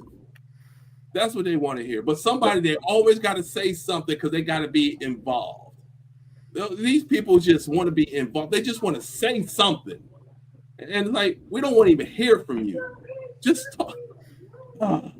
That what grinds. That and being invited to group chats that I don't want to be. There's people I don't even like be inviting me to group chats. I don't like you. Don't invite me to group chats. Yeah. Please. Right. Please. These people like this are what a lot of people my age would call lost in the sauce, because they get so committed to the showmanship, and like they kind of lose that genuine personality of their own. Okay. And like there are some people who are like people like me who are just goofballs in general, and then we have a way to kind of harness that and do it on stage. But we can be serious when it needs to happen. Whereas there's guys, and then there's the other type, which is the folks you mentioned, LA, where people they're almost too committed, or they're like overcommitted to the set or to the jokes, and it's like you're gonna grind some gears doing that. You might even burn a couple bridges doing that. I see what you're saying. Like that. I understand that. Yeah, I mean, and what's sad is that they're funnier off stage than they're on stage. It seems like when people are always funny, it's like when they get on stage, they're not that funny. That's my boy, and I love his work, but that's like Kevin Hart. Kevin Hart is always joking and playing, even when he's supposed to be being serious, he's joking. And then sometimes he does a show, and people, a lot of times with those big comedians, some of them, you know, they're like, I'm not gonna say big, but mainstream comedians, they're more funny when they're being like in a group of talking and they just joking all the time, and then you see their show, their special, and it's not an hour worth of funny. Right. You know what I mean? Like, yeah, and people laugh just because of who they are, not because the jokes are funny. Oh yeah, I know that. Oh yeah. I was just watching, what's that dude named? Nate Bargatze? Is that his name? Yeah. Nate Bargatze. Yeah, I just saw his special. That was a quick hour, because I was like, man, he's already been and done an hour, because he's those type of people that tell stories. And I mean, I guess he's funny because he had a lot of people laughing. But when he gets on stage, all he has to say is, well, and then people start laughing. I'm like, all he said was well. Right. That's what made him go viral. That one joke that he did with the well, and that's what made him get his big pop. And now he just uses it all the time. Like as soon as he says it, everybody just starts laughing. Like that, it's not funny, bro. It's interesting because with certain levels of talent, some like with certain people, you can go like, you could say something completely innocuous like that, like well, and then it's like a start of a build-up. It's like you say well, and it's like everyone starts laughing because it's like, oh boy, here comes the comedy. But when you take it and you make it your whole gimmick, or you make it a big gimmick in your act, it loses a lot of its luster. Mm-hmm. Like with the Kevin Hart thing, when he said, all right, y'all gonna learn today. I'm like, you know how many times people have said, all right. I mean, when I was in school, the teacher used to start that when he come into class. All right, settle down, all right. You know, everybody used to do all that, and it wasn't funny to us. It was like, you're gonna learn today. Yeah, we're gonna learn. And that was teachers saying that back in the day. That's all that is. But now he says it, everybody, like, what the? His whole gimmick to that was, like he said, he wanted to have everybody saying that by the end of the show. You know what I mean? And a quarter way into the end of the show, he had the crowd saying it. He wasn't even saying it no more. You know what I mean? So it's just like they it's like a mind game for them. And I guess I'm at the point where I want to be like that. I guess this is the kind of thing like, man, I wish I could just go on stage and be like, hiya. And everybody just break out, right? And I'm getting that just a little bit, not a whole lot. A little bit, you know, I know. Sometimes I get on stage, they start saying it before. I'm like, oh, y'all been to my show. Thank you. Thank you for coming back. Hiya. I was at the mall one time. I heard, hiya. Oh, man. Just one person. Only if one person says that, man, that can make your day. Or somebody says, hey, you do that comedy thing. Yeah. Oh. Yeah, just like one morning I was at work and I went in McDonald's and it was this kid, well, he wasn't a kid, but he was younger than me. And he recognized me from my Facebook and TikTok reels. Right. You know what I mean? And he was like, oh, snap, yo, you the dude that be doing Facebook videos and TikTok videos? I'm like, yeah, I'll be doing that on, you know what I mean? I'm like, then I started telling him, like, yo, I do stand-up too, blah, blah. So he started following me on Instagram. So I'm like, yeah, man, stay posted, man. We got a lot of good stuff going on in Roanoke. And he was excited about it, you know what I mean? And that did make me feel good, you know what I mean? Yep. That does make you feel good, knowing that people, that you're out here and you're actually putting in the work and people are actually noticing it. Because sometimes you're sitting there and you're like, man, nobody's showing up. I don't even know if I'm able to do this anymore and stuff like that. And then just one day somebody will be in your DM, or you'll be at work, or you'll be at a store, and you hear, like, for me, I hear the hiya all the time, and it's one of those things that make you say, okay, even if one person can sit there, because that's why I talk about the A is authentic and real, is that you can, I take that back. The L in lasting also is that you can say something that's lasting. Because how many times have you been to a comedy show? You're like, man, that was a good comedy show. Well, what did they say? Said somebody's mom, or he said somebody's wife. He's talking about his wife. Oh yeah, what was the joke? Dang, I can't remember and stuff. You know, it's not lasting jokes. That's why, like, when I talk about stuff, I want it to be lasting. That's why I talk about, like, what if I say something about Burlington Coat Factory, and I remember Burlington Coat Factory, and that black people did go to work factory, they did. Or I talk about kids, yo, man, I used to date a girl named Kia, yo, she was crazy, dude, bro, all this stuff. Or I get a girl named Kia, be like, all kids ain't like that, okay? I don't care what you say. And I wanted to do it. Next year, I'm gonna start doing a thing. Anytime I meet a girl named Kia that talks to me, I'm gonna take a picture of her. That's gonna be my thing. If I see somebody in a Nissan Altima and it's a woman, I'm gonna take a picture of it.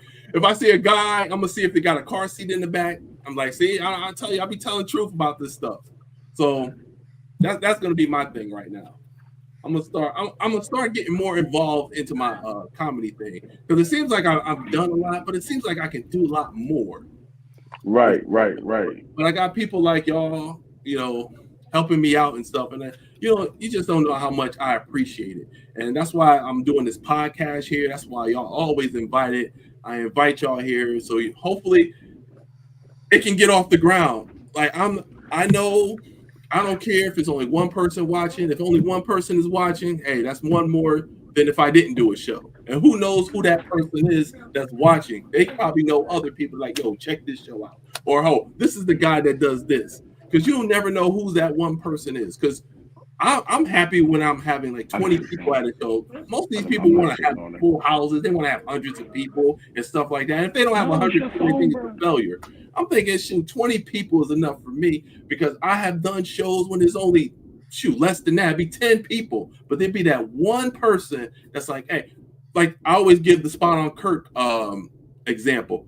When I did a show at Ursula's, Ursula, when I first started, it had like 10, 15 people there. But that one person was the person that books the Spot on Kirk. And he liked the show. Boom. Now I'm doing open mics at the Spot on Kirk. So I can have shows for hundreds of people and nothing happens out of it. So that's why I was like, that's why I tell comedians all the time. And I'm sure that's just a rule in comedy. Don't matter if it's 100, or 1,000. You go out there and you give it 100%. Because you never know who that one person is that's going to be like, hey, I saw your show and I want you to do this for me. Or can you do this?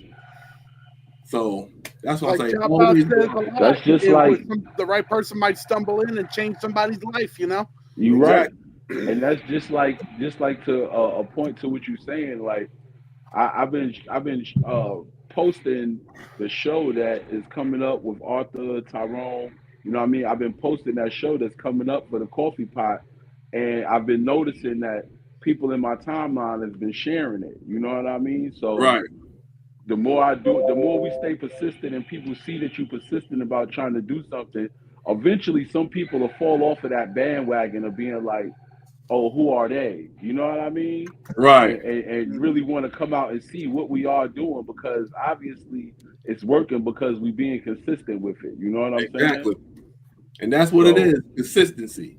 Because there's some comedians, they'll do a show or they'll do a podcast. They do one podcast and they expect thousands of people because, hey, you know, I'm all that. It's thousands. And then when they see only one or two people, and they just give up. Like, not me, man. Like I said, I'm one of those people. I don't care if it's 100 or 1,000. I am true to that. Some people just say it just to be saying it. Oh, I don't care what kind of crowd it is. I'm still going out. You do care because you say it. I think.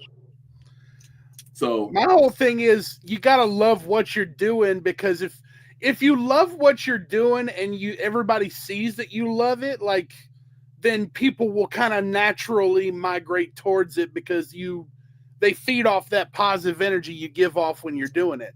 That's one of the reasons why I love doing the open mics. And I love doing the PoDCasH, is because I have a great time doing them, even if nobody's watching. Right. That's like I am, man. Hey, y'all watching. I'm watching. Right. That's why when they say, who's your favorite comedian? I'm like, I'm my favorite comedian because I have gone to all my shows. Every show that I've done, I was there.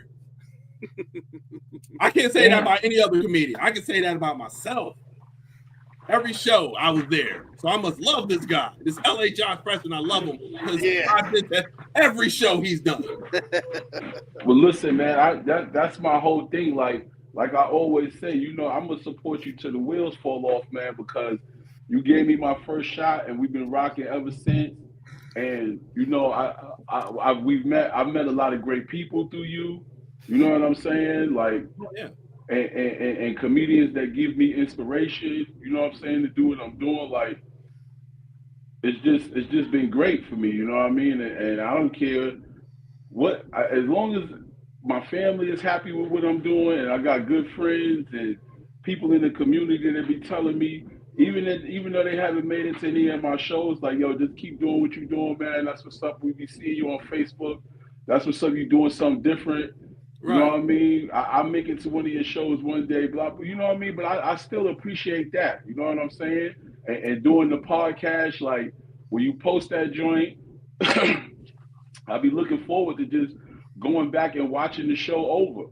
You know what I'm saying? Like, when I'm just chilling, I'll go back and watch the whole PoDCasH over myself. You know what I mean? When I'm not doing nothing, just to see.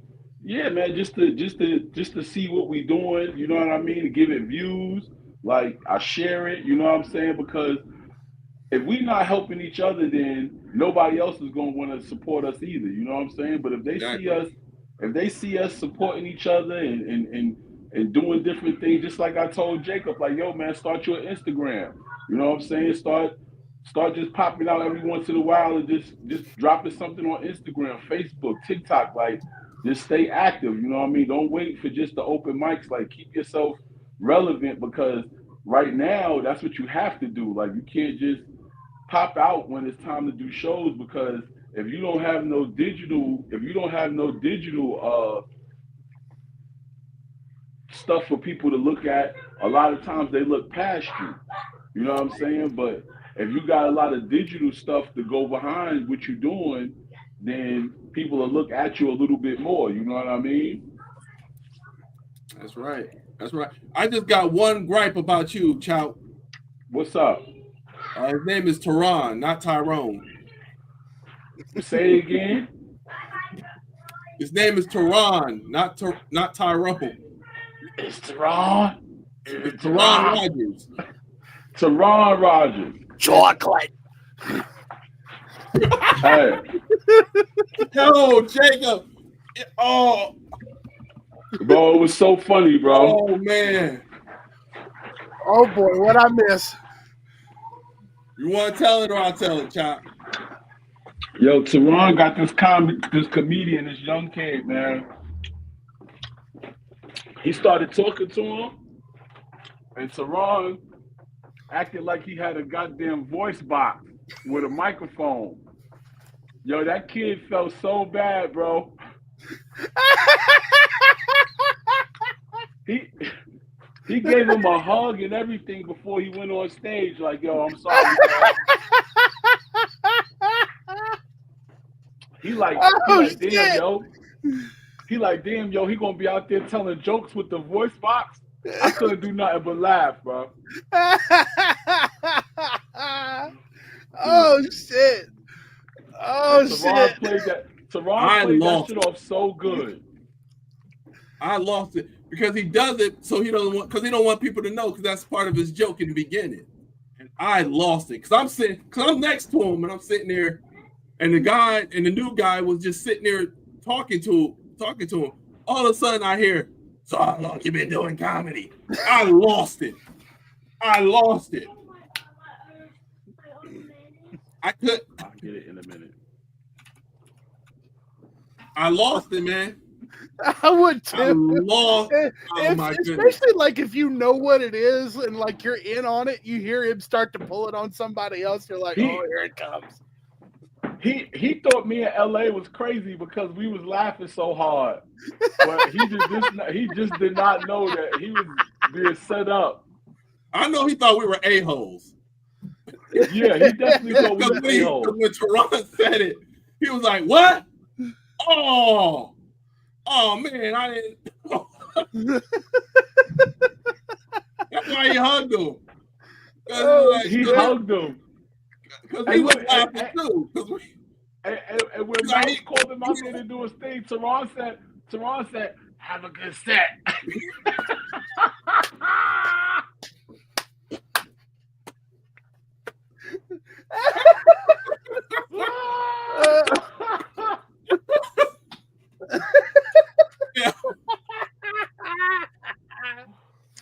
Oh man, that was the funniest of the night. And then that dude, and then when he got on stage, he's like, "I just wanted y'all to say," I'm just joking with y'all. The dude eyes were like this. Oh man! Oh man! Oh man! He was in the audience, and all you heard was, "Oh man!" And he was rolling. It was so good. Oh my goodness, it was so good. After the show, he said. After the show, he looked at me. He said, "Yo, y'all some dirty motherfuckers for that one."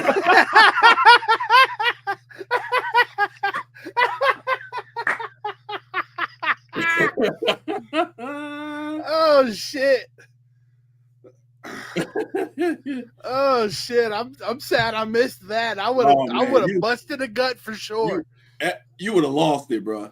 And I knew that dude was like, "Why are these people laughing at this dude with a voice box? They should be ashamed of themselves." These are the comedians I got to work with tonight. These a-holes. Oh, they're going to be. I don't like these comedians. I don't like them. They're bad. They're. Yeah, that through the hug, bro. And then the curtain lifts, and everyone's like, I know they probably still thought we were a-holes because we didn't tell them. Oh, we didn't tell them what was going on. I was like, man, this dude. That's why when Teron got on stage, I was like, man, I got to see this. So I sat in the back. And when he did that, I was just playing. And that dude was right there in the front. It was like, oh. You could see his eyes all the way from the back pretty much. I mean, the dude that said got him should have been there. Got him! Got him! Got him! Oh, it looks like we lost Chout somehow. I know, man. Damn. His kids probably pulled a plug. His kids probably on the internet playing Fortnite and all that stuff. Maybe he forgot to pay the bill like the first episode. Oh, the preseason. Man. I didn't pay the bill for 20 minutes. It's like you only paid for 23 hours and 40 minutes. You need 20 minutes. I was like, we're gonna have 20 minutes short. I don't know, 20 minutes short on my bill. Oh shit. Oh man. Yeah, I wish I could have made it to that Bristol show, but I had some family come in from out of town and holiday season and all that jazz. But yeah, I'm every time I see y'all post for like shows and stuff like that, I try to like share it, give it some love, you know, and spread the word and stuff like that. And I appreciate everybody that. Bring each other up, you know. That's right. We will.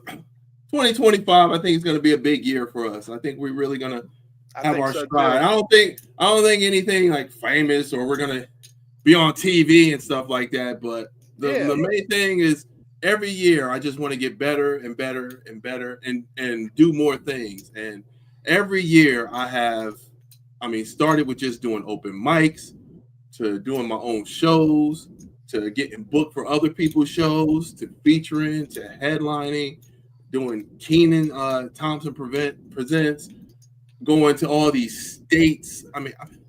12 states I've been this year, and already next year I'm going to do Canada, and I know I'm going to Ohio. I'm trying to get to Florida, trying to get to Arizona, and so that's all I want y'all to do. Just getting your feet wet. Y'all doing the open mics. Y'all getting a little show here. Sooner or later, y'all gonna be doing the open mic, getting booked for shows and stuff like that. I love seeing the process.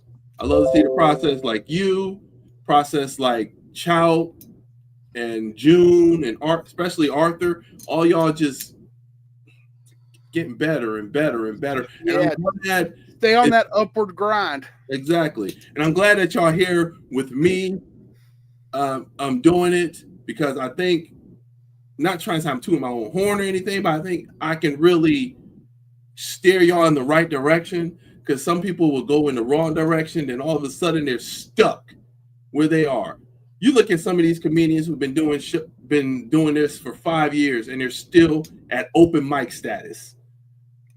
They do shows once, maybe twice a year if they're lucky. Yeah, you know, and I don't want y'all to be stuck. I want y'all to do more and more and more. Every year, you need to do more than what you did last year. Absolutely. If you're doing less than you doing last year, something wrong with you. Yeah. And I got to say, too, give y'all props. You know, I couldn't have asked for a better crew to come up with because y'all were like super welcoming and super supportive as soon as I stepped on the scene. And I feel like I've joined a community of some really solid dudes. Shouts back. I think. And some real solid, ladies too, because we've had some of the fellas ladies come out and show support, and M. Anderson also, she was performing, she was at the open mic at the Coffee Pot, she was hilarious. She and I have been messaging on Facebook. She wanted me to send love, by the way. Oh, I told her we were on the podcast. But we've had a really good group in the Roanoke area, and we're all doing better for it. Right, because I was hoping M would do more. That way, I can have her host one of the ladies. Because I'm thinking about bringing back the lady. Cause I did a ladies comedy show for Women's History Month back in March. I was thinking about doing it again, but for women comedians, I got. There's not too many that comes and shows up. There's I'll take that back. We got Kendra. We got Kendra. We got M. And and there's the lady with the dog. We had Rock Rose show up. I think was her or something. Oh like that. yeah, the last Show up one. at the coffee She was pot. all right. She wasn't bad. I was skeptical. I'm gonna admit, I was skeptical. I'm like, oh, this is gonna be terrible. Yeah, I was skeptical, but she did make me chuckle a bit. Yeah, she was all right. See, she's somebody that's like, you need to come back, but I think she's not. Oh, and at the coffee pot, the porn star. Yeah. Yeah. And she's real too. She showed me the videos and everything when she was on I think that was Rock Rose was her name. Rock Rose was her name, I think. That was the porn name. Yeah, that was her porn name. I forgot what her real name was. Hold on, man. I feel like a bit of an ass, but the Rock Rose kind of stuck in my head. Her real name is not her real name. Yeah. I don't think. But yeah. Oh man, I got so many people be texting. Shoot. No, that would be on my other site. That'd be on my Real Funny page. But yeah, she was funny too. So I mean, if she can like keep coming back, I'll probably put her on that show. Yeah, I think she has showed some promising beginnings. Yeah, and if she can really dedicate, she can really get to the grind on her pen. I feel like she can come up with some interesting insights and some good jokes. Yes. Oh man, I can't wait for that one. But there's a lot of funny women here, and I'm glad that I can bring them out, because I see on the Facebook a lot of these women that's sitting there talking about they don't get a shot, nobody books them, and I'm thinking it's not. Well, if you're not getting, I know too many women that are doing this comedy thing that are getting booked on a regular basis. So if you're not getting booked, stop blaming it on you being a woman and figure out why you're not getting booked. Because I don't care. Funny is funny. And if you're a woman, don't care if you're a woman or whatever. If you're funny, you're going to get booked. Ain't nobody going to sit here and say, oh, she's a woman, I'm not booking her. Heck no. Yeah, it's funny. It's exactly as you say. Funny is funny. Yep. Why the heck I can't? Oh, well. In fact, there's an uptick in female comedians these days, because like you have all different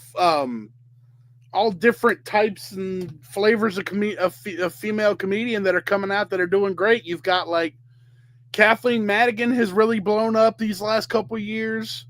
Leanne Morgan has really blown up these last couple of years, and then you've got people who have been around for a while that have just that are like Kathleen Madigan, but also like Eliza Schlesinger and stuff like that. Like there's definitely some upward momentum for female comedians these days. Right. I'm all for it.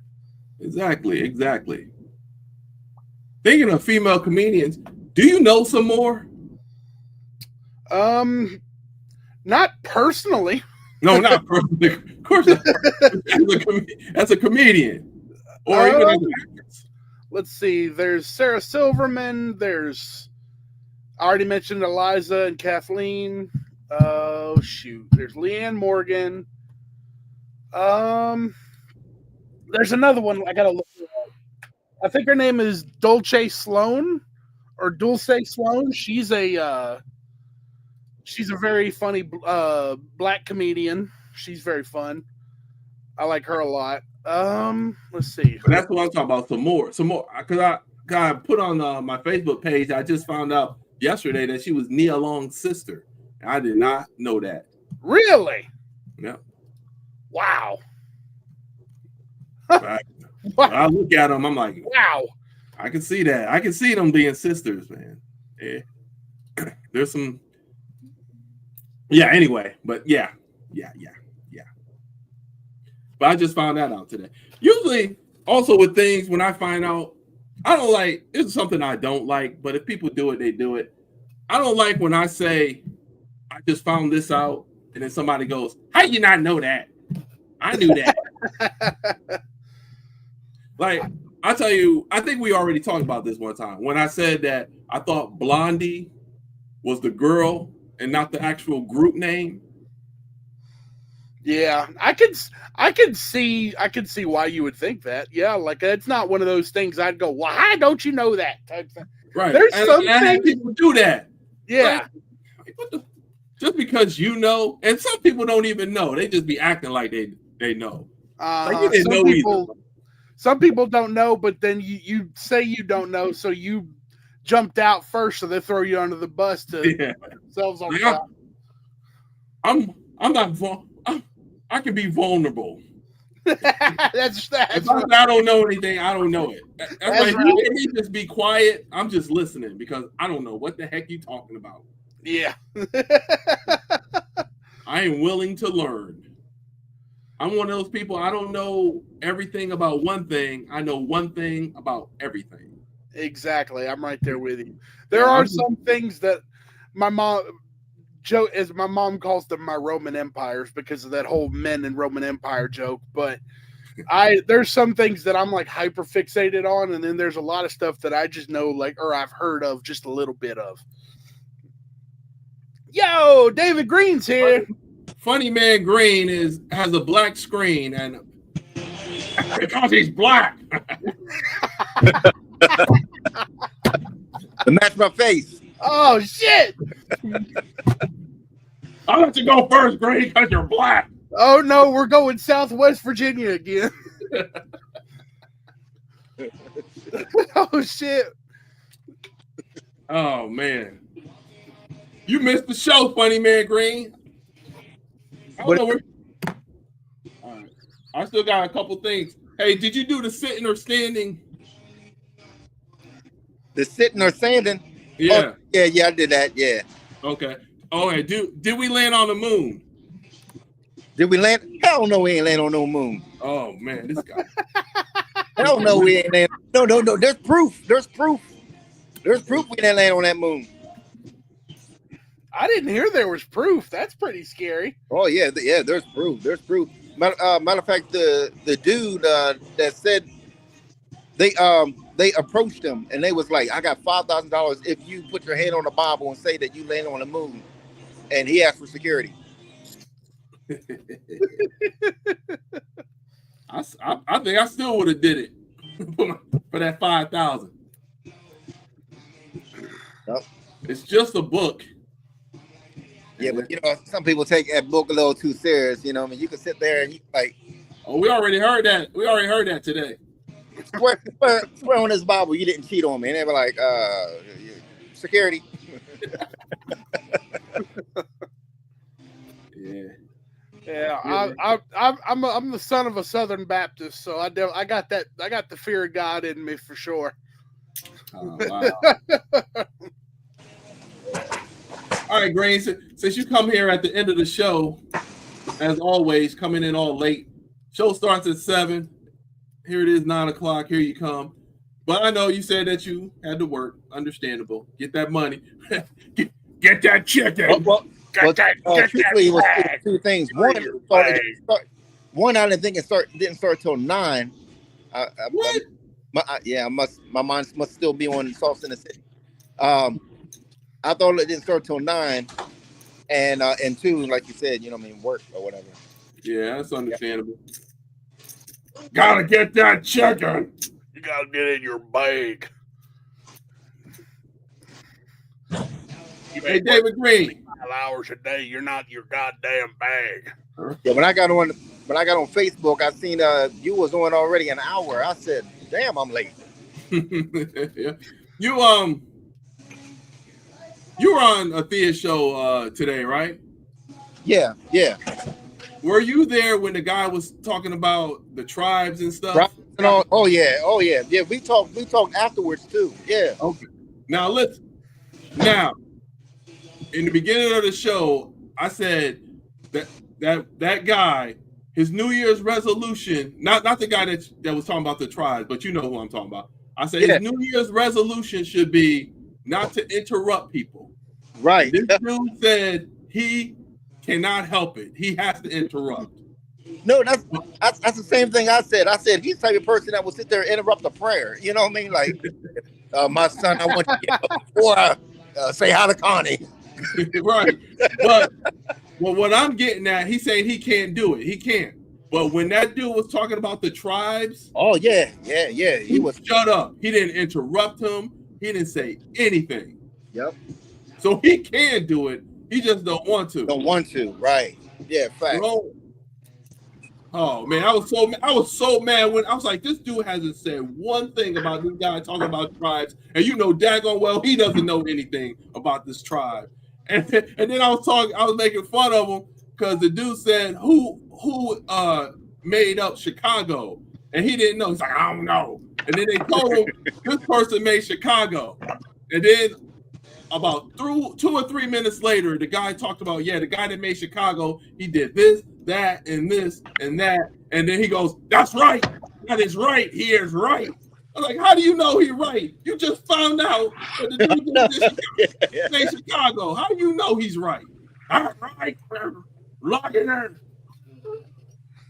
The guy's annoying as hell, bro. I don't get it. I don't get it. I don't know. Chow was in the chat. I don't know if he was there at that part. No, I just popped back in, man. I was having some technical difficulties with my phone charger. It wasn't charging my phone.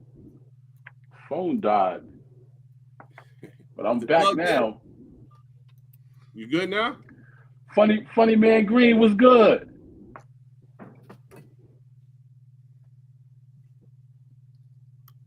Hello? Yo. He might be talking to somebody. He's muted. Oh no, don't hear him. Oh, okay. There he is. This guy. What's good, brother? Salute. Hey, what's up? Yeah, that was definitely a good lesson. Yeah, because I'm always into like history and I take it back, not history. You know what I mean? But you know what I mean, like the truth. You know what I mean, like you know what I mean. And yeah, I like other people's opinions about that because I'm like, what?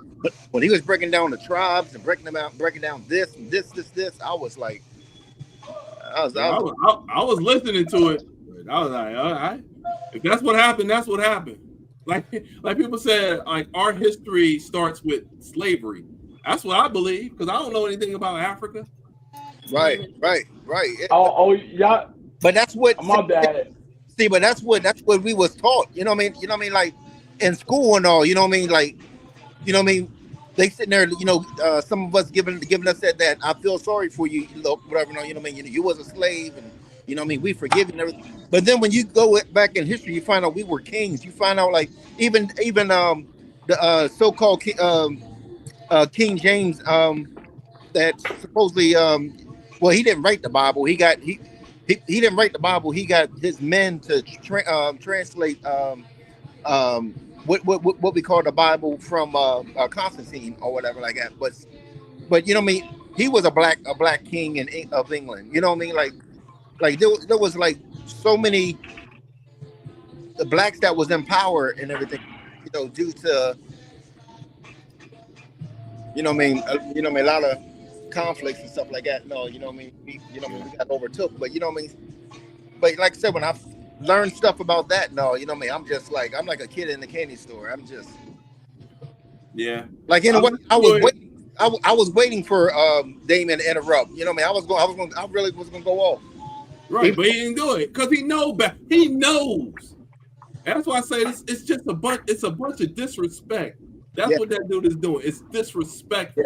Yeah. And he even said himself, I'm a narcissist. I'm going to interrupt. Man, that's why you can't be on my show. That's why I told him you can't be on my show. Because if you interrupt me while I'm on my show, you're getting kicked out. You're getting cussed out, then kicked out.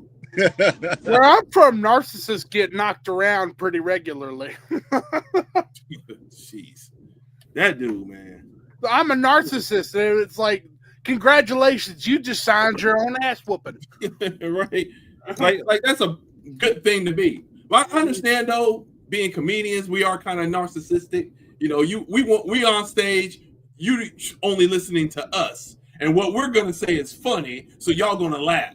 Because I can see the narcissistic in that. But that dude, have you heard his comedy, man? Like I said, Funny Man Green, I don't know what made you do what you about to do in January. But bless you. We Yeah.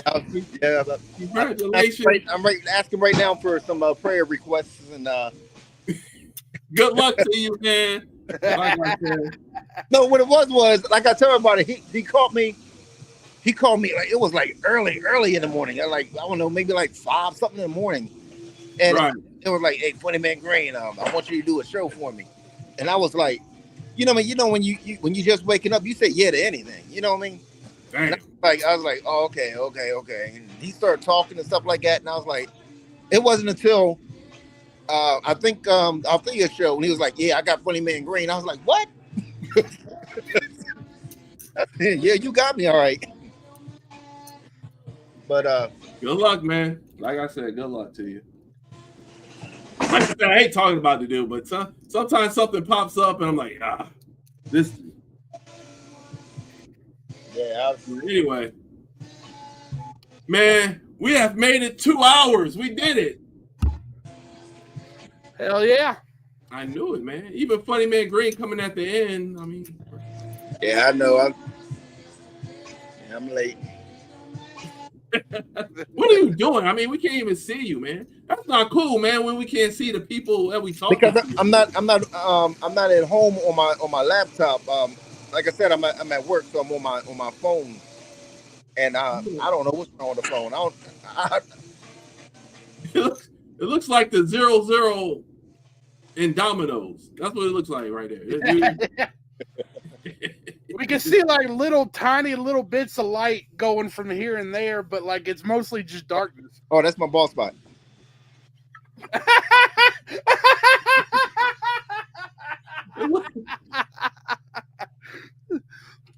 Oh shit! Got me. I wasn't expecting that. Got me good with that one. Shit.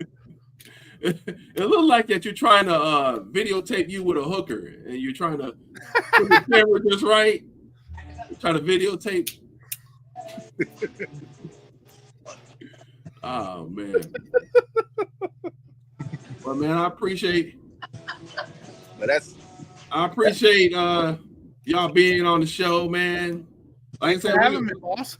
But like I said, that's what I'm gonna try to do a 2-hour show, and then boom. And this was a little over 2 hours and 7 minutes, but we can do it. Like I said, this is preseason. I can't wait till next week. We're gonna launch it and everything. Hopefully, y'all can be on. I don't know about next week, but next week, I mean, from on, I'll be good because we about to change our schedules from being off on Thursdays or whatever. January the 5th. So, okay. Yeah. That will work. I will. I'll let you know as soon as I can. As soon as I know, I try to update as soon as I know. Yeah. Cool. Well, at least I have somebody on. If not, then I'll just do 2 hours just running my mouth. Like it was one time I was just by myself. I was just running my mouth, and then Chop came on, and we shot the crap. You know what I'm saying? But like I say, anybody. Well, not everybody can be on here, but 99.9% of the people can be on this show. We can be on this show, and we'll have a good time, and we'll be talking about some new stuff. Hey, that's what's up. That's yeah, definitely. Look at this dude. This dude is like right now. He's talking to me. He said, "So I'm not invited." Right? You're not invited. We already discussed this. That you're not invited, and you know why? Because I'm gonna tell you right now. Since you are on here, and since you are, we're talking about the Damien guy. He is on Facebook right here, so I can sit here and I can tell you face to face. One already told you why you couldn't be invited because you're interrupting, and you sit here and you say that you can't. That you're a narcissist and you have to interrupt. But it was funny when that guy was talking about Africa and all that history and all that stuff. You didn't interrupt at one bit. So we know you can do it. You just don't want to do it. Exactly. That's all that is. So I know what kind of person you are, and it's messed up that you interrupt people when they're trying to talk. Because I'll be honest, what you say, a lot of people don't even want to hear what you got to say. I'm gonna be honest with you. Yeah. You know what I'm saying? Because I'm one of those people. I will tell you straight up. Because I don't know if it's it's my age or whatever, or I've been through so much BS in my life that I'm at the point right now where I'm going to tell you the truth. I'm going to tell you what I think of you and what you're doing wrong. I'm that type of person. Right. And a lot of people don't like me because of it. And if you don't like me, that's still fine. But I'm still going to be me. Oh, yeah.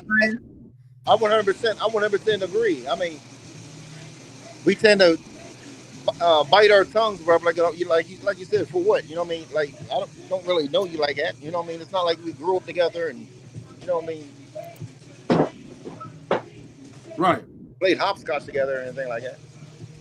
Right. So that's why you'll never be on this show. And right now I'm just responding. Usually I won't even respond to you. I'm responding to you right now because I was talking about you, and now I'm sitting here telling you what I think. So you support me, that's fine. If you want to support me, that's all fine and dandy. But you're that type of person that's going to sit there and tell somebody that you support them, you love them, and all that stuff, so people will be nice to you. Right. I'm not that type of person. You can be nice to me, and I still think you're an a-hole. Right. You know what I'm saying? You're still an a-hole. It ain't like you can say all the nice stuff about me. If you're an a-hole, you're still an a-hole. And that interrupting thing is messed up. And you can't not interrupt. You just don't want to do it. Yeah. Yep. And it's messed up, messes up Thea's show and everything. And I know Molly tried to say something to you, but I mean, what you're saying is not funny. Nobody wants to listen to what you got to say. Nobody cares about your Elmer's glue and your ramen noodle drywall and all that kind of stuff. Right. Yep. So I'm telling you that right now. Popcorn. I'm not no food, man. And see, like he sits here and say like nice eyebrows, and I just interrupted again. You see how he talks? Like I said, people like that, man. If we were face to face, you know what I'm saying, we wouldn't be having a conversation. Let's put it like that. Yeah. Very like that. Listen, Dickie, I've never interacted with you. I don't know you at all, but I gotta tell you, bro, you're embarrassing yourself right now. You just move on. Right. Like I said, you're not nice to me. You're not a nice person, bro. I don't care what you say. Stop interrupting people when they're trying to talk. How about doing that? Let's start right there. If you can do it, because we know you can do it because you do it. Right. Because you know that dude that was talking about Africa, if you would have interrupted him, he probably would have put some daggone stuff on you, bro. I mean, he sounded like somebody that doesn't play. Let's put it like that. Right. At the end of the day, it's all about respect. It's all about respect. You know what I mean? You put respect on that dude. You put respect on that dude's name. You don't even know him. Yep. So put respect on people that you do know, that gives you a chance to put you on their show. Right. Put some respect on their name as well. Let's do that. Then we can have another conversation. But until then, whatever. How's that old saying go? Stop apologizing and just be better. Right. Just be a better person, man, because you know what you're doing. But see, he likes this because we're talking about him. Oh, right. Oh, they're talking about me. A good example is when you did that bingo card. Yeah. Yeah, when you did that bingo card, and then you know what I mean, that really boosted them up. Oh yeah, and it was a good thing. That was a good thing, good idea. But then he had to mess it up and bingo. And had to say the stuff. Yeah. It was so it wasn't even genuine anymore. Even I was like, man, I shouldn't have done this. I felt like Martin Luther King when he said it was a mistake trying to generate. It was a mistake, everyone. I didn't mean to be lost. It was a hilarious mistake, though. I mean, it was. But he, like I said, he you know, you try to teach him like a lesson, and that bad boy, he took it into like, I don't know, like his head swelled. It got to the point where he was saying, "Anybody got bingo yet?" Yeah. Hello to Connie. You know what I mean? It's like it's just messing up everything. Oh, damn, man. And I tried to be good. Like, I was nice. I was like, yo, let's do this. Let me help him out a little bit, you know. But anyway, Big Sirs, you should get on the On Morning Mac, yeah, you should get on the Morning Mac and you know what I mean, and see what we're talking about. You'll definitely know what we're talking about. I funny enough, I sent Reese a message while we were here on this podcast, so hopefully I'll hear back from her soon. Because all y'all guys that I've talked to from Morning Mac, you guys are great. Like you, Funny Man Green, and I love talking to Althea, and I love talking to for her brother. I forgot his name. Molly. Beast, Molly. Yeah. Oh yeah, man. They're good people, man. Beast is another one that don't play. Yeah, I like. Beast is always right, man. And then we had also I forget his name. I think it was Molly from like 2 weeks ago. Yeah. With the long hair, he was pretty cool too. Yeah. It seems like a lot of good, cool people hang out at the Morning Mac. They all are. It's yeah. Just a bad apple. They ain't gonna spoil the bunch. Just bad apple's not gonna spoil it. Yeah. Anyhow, it's been fun, everyone. Thank y'all. Another great episode. Go ahead, Jacob. You want to say a few words, man? You got something going on that you want to talk about? Yeah, I'm the new guy. I'm new guy on the block, Big Sugar Burger. You can catch me pretty regularly here on the PoDCasH every Thursday night, unless I, for some reason, can't make it. You can find me online on Instagram at big_sugar_comedy. Hoping to find some avenues to get that, popping, get some activity going, hopefully get some hours and some stuff on stage soon. And I'm just going to be out here keeping it pushing. All right. Funny Man Green, you got something to say? Yeah, basically, thanks again, for the invite. Like I said, looking forward to, doing it every week with y'all if you all allow. And of course, I have of course I have the show in St. Louis. Again, everybody pray for me. January the 31st, I think it is. I got a couple shows in Brunswick in January and February. Brunswick, New Jersey? Huh? Brunswick, New Jersey? No, Brunswick, Maryland. Brunswick, Maryland. Okay. Yeah, Brunswick, Maryland. Ooh. And on February the 14th, I have a show here at Mezzo's, Cumberland, Maryland. Okay. Maryland cat right there. DMV representing. Yep. All right, man. Like I said, I appreciate y'all being on the show, and I'll see y'all next week or the week after. Keep it tuned in, man. Thank y'all very much for being here. All right. Thanks for having us, boss. You're welcome. All right, y'all. All right, that's going to do it for tonight. Thank you, everyone, for being here. Appreciate Jacob Berger, Funny Man Green, Lee, Chout Bout, Chout Bout, the Friendly Ghost. Appreciate him for being on here as well. Did I miss anybody? Anybody else? Oh, I think that was it. Thank you, Phil and Joe and even Slicky Woo Boo came up and made some comments. Appreciate y'all for doing that as well. We do this every Thursday. This is, like I said, this is like my preseason. This is me trying to get all the kinks and all that stuff out. It seems like everything's been working well. Everything, like I said, the first week, I got kicked off, and then there was a couple of times where other people got kicked off, but it seemed like this went pretty smooth.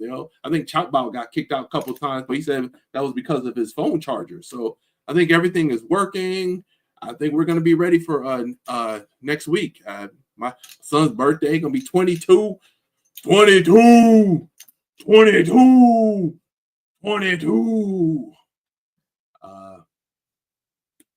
That's pretty much it, man. If you haven't already, go ahead and follow me on The Real Funny on Facebook.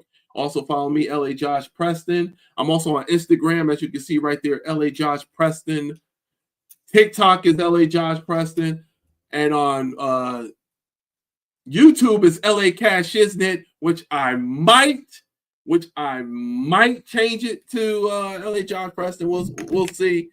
But I explained earlier on the PoDCasH why I call this the PoDCasH, why my name is LA Josh Preston, and why it's PoDCasH, isn't it? Also, if you're doing if you're on Twitch, I'm Cash Shiznit, CASHIZNIT. I usually do blackjack, play blackjack. I also gonna start playing video games. I'm a big Call of Duty player, so I like doing that. Matter of fact, I might do that tonight. Now think about it. I might play me a little Call of Duty because I need to redeem myself from last night. Because last night I was terrible in Call of Duty, and I think it's because of my internet connection. Because I think everybody was on the internet, and it seems like I always got to do a reset when I do my internet. I got to reset before I get on here, and that way it goes smoothly, just like it went. It ain't gonna go as bad as it did the first week when I got kicked off. This week I kept resetting these previous weeks that I've been doing it, and now it's been working fine. So we got that taken care of. Boom. Man, if you want to be on the show, just send me a message, and I will definitely send you the link to be on here, and we'll just chalk it up, man. We did what we had to do. We talked about Christmas gifts. We talked about New Year's resolutions, and we talked about being funny off stage, and we also talked about the group chat thing. So that was, and then we talked about everybody. Thank you, the Ross Donovan Ross. Just follow. Oh, Twitch. Oh yeah, Twitch. Thank you. Like I said, I'm going to be on there more. I'll be doing the blackjack. As a matter of fact, I might take this to Twitch as well. So, like I said, we'll see. Like I said, there is just so much I want planned, and I got planned for myself and all the Rono crew, the DMV crew. I mean, there's people on the West Coast that I want to support as well. That's why I want to get to Arizona to support another fine lady comedian named Kayla Howard. She's another fine comedian that I want to support. So down up in Arizona, I'm Neil up in Canada. He's doing his festival that I'm glad that it's finally taken off and that it's actually gonna happen. It seemed like I said it went from 20%. I believe 20% is gonna happen. Now I'm at the 60%. I'm more on 60%. I think is gonna happen. And hopefully once we do this Ohio thing at Crackpots Comedy Club, it get up to 80%, and hopefully I can get to do a show in Canada, which I'm very excited for. I gotta get a passport. Let me write that down. Get a passport. When I write stuff down, I usually do it. Usually when I sit here, it's like, yo, man, I got to do this. And I'll just forget. If I write it down, I'll get it done. So get a passport. That's going to be the next thing.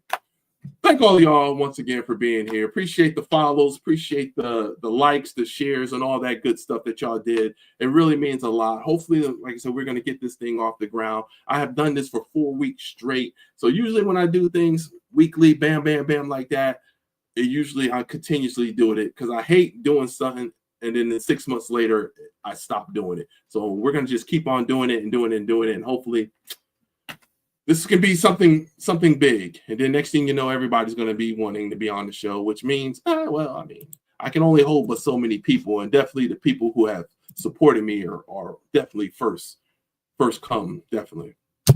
So once again, thank y'all. Y'all have a good night, and I will see y'all next week.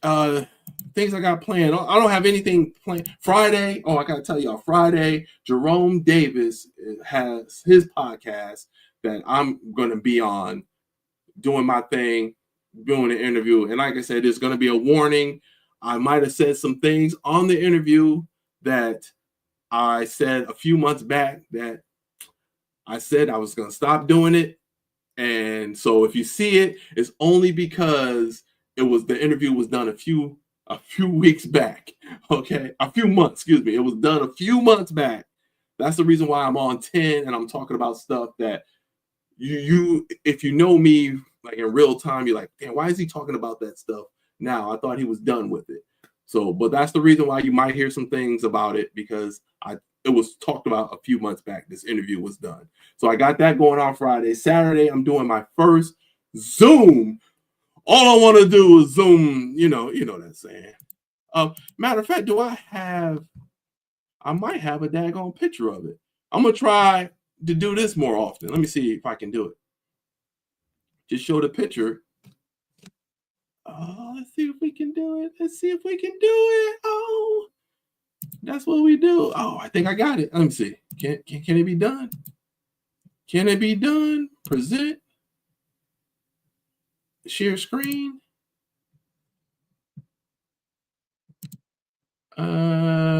Okay, maybe not.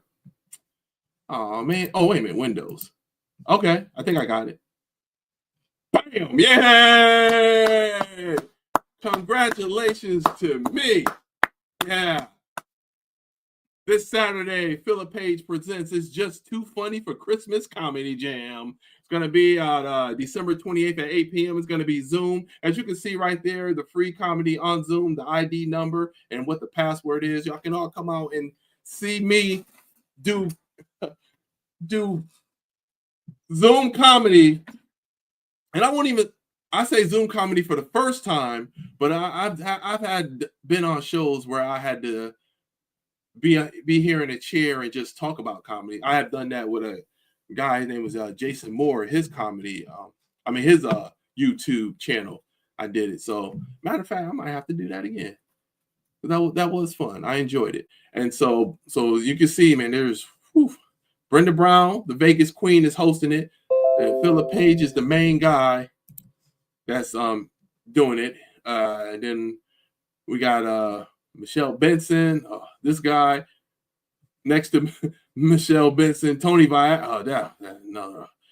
Oh boy, Ronald B.C. Harris, Phil Strickland, Bruce Lipsky. I don't know who that dude is. Be nice to meet him. Funny Man Green, he gets props. Tony Hall. Be the first time I ain't seeing him do comedy. Lady Nicole the same way. And I think Michelle Reed says she can't make it, but Althea McFarlane, one of my favorites. Her and Philip Page, one of my favorite DMV comedians. I'm glad I can finally get to see them again, and also get to see Phil Strickland for the first time. So, and all the rest of the comedians, and of course that guy right next to him, Althea McFarlane, L.A. Josh Preston's gonna be there. Oh, doing some crazy stuff. I might do something new. You know what I'm saying? Try some new stuff out. Anyway. Let's see if we can go back. Oh, okay. I can do that. All right. Okay. Bam. Oh man, I'm learning. Well, that's going to be the show for on Saturday. So that's what I'm going to be doing. And then that's going to be the end of the shows for this year, because I'm not doing anything for New Year's Eve. I'm just going to hang out with the family like I always do, drink champagne. I think we're going to go bowling. Now I think about it, for New Year's Eve. Maybe that. Well, next week will be that. I'll ask people what they did for New Year's. So that's going to be one of the things we're going to be talking about New Year's Eve. We're going to January 2nd. We're going to talk about having what you did for New Year's, and has your New Year's resolution, has you ended it? Because some people do their New Year's resolution and then all of a sudden a month later it's done. Some people lose their New Year resolution the next day. It's like, oh man, I forgot to do my jumping jacks or something. But LA, it's almost 9:30. I've been over half an hour now just running my mouth, because that's what you do, LA. Just run your mouth. I love doing that. I love talking. I love talking to people. I love just learning, listening. What I say, laugh, learn, and let loose. That's what we're doing here on the PoDCasH. So I will see y'all here next week, January 2nd, 2025. Woo! Can't wait for that. 7 p.m. Eastern time is when we do this show. In case y'all want to come on, or in case y'all want to support and things like that. And then also, you can also view this anytime you want. Just go to my page at The Real Funny, or at LA Josh Preston, or whoever is sharing this. You can just listen then. So that's going to do it. I'll see y'all here on next Thursday, 7 p.m. Y'all all have a good night. Happy New Year to you.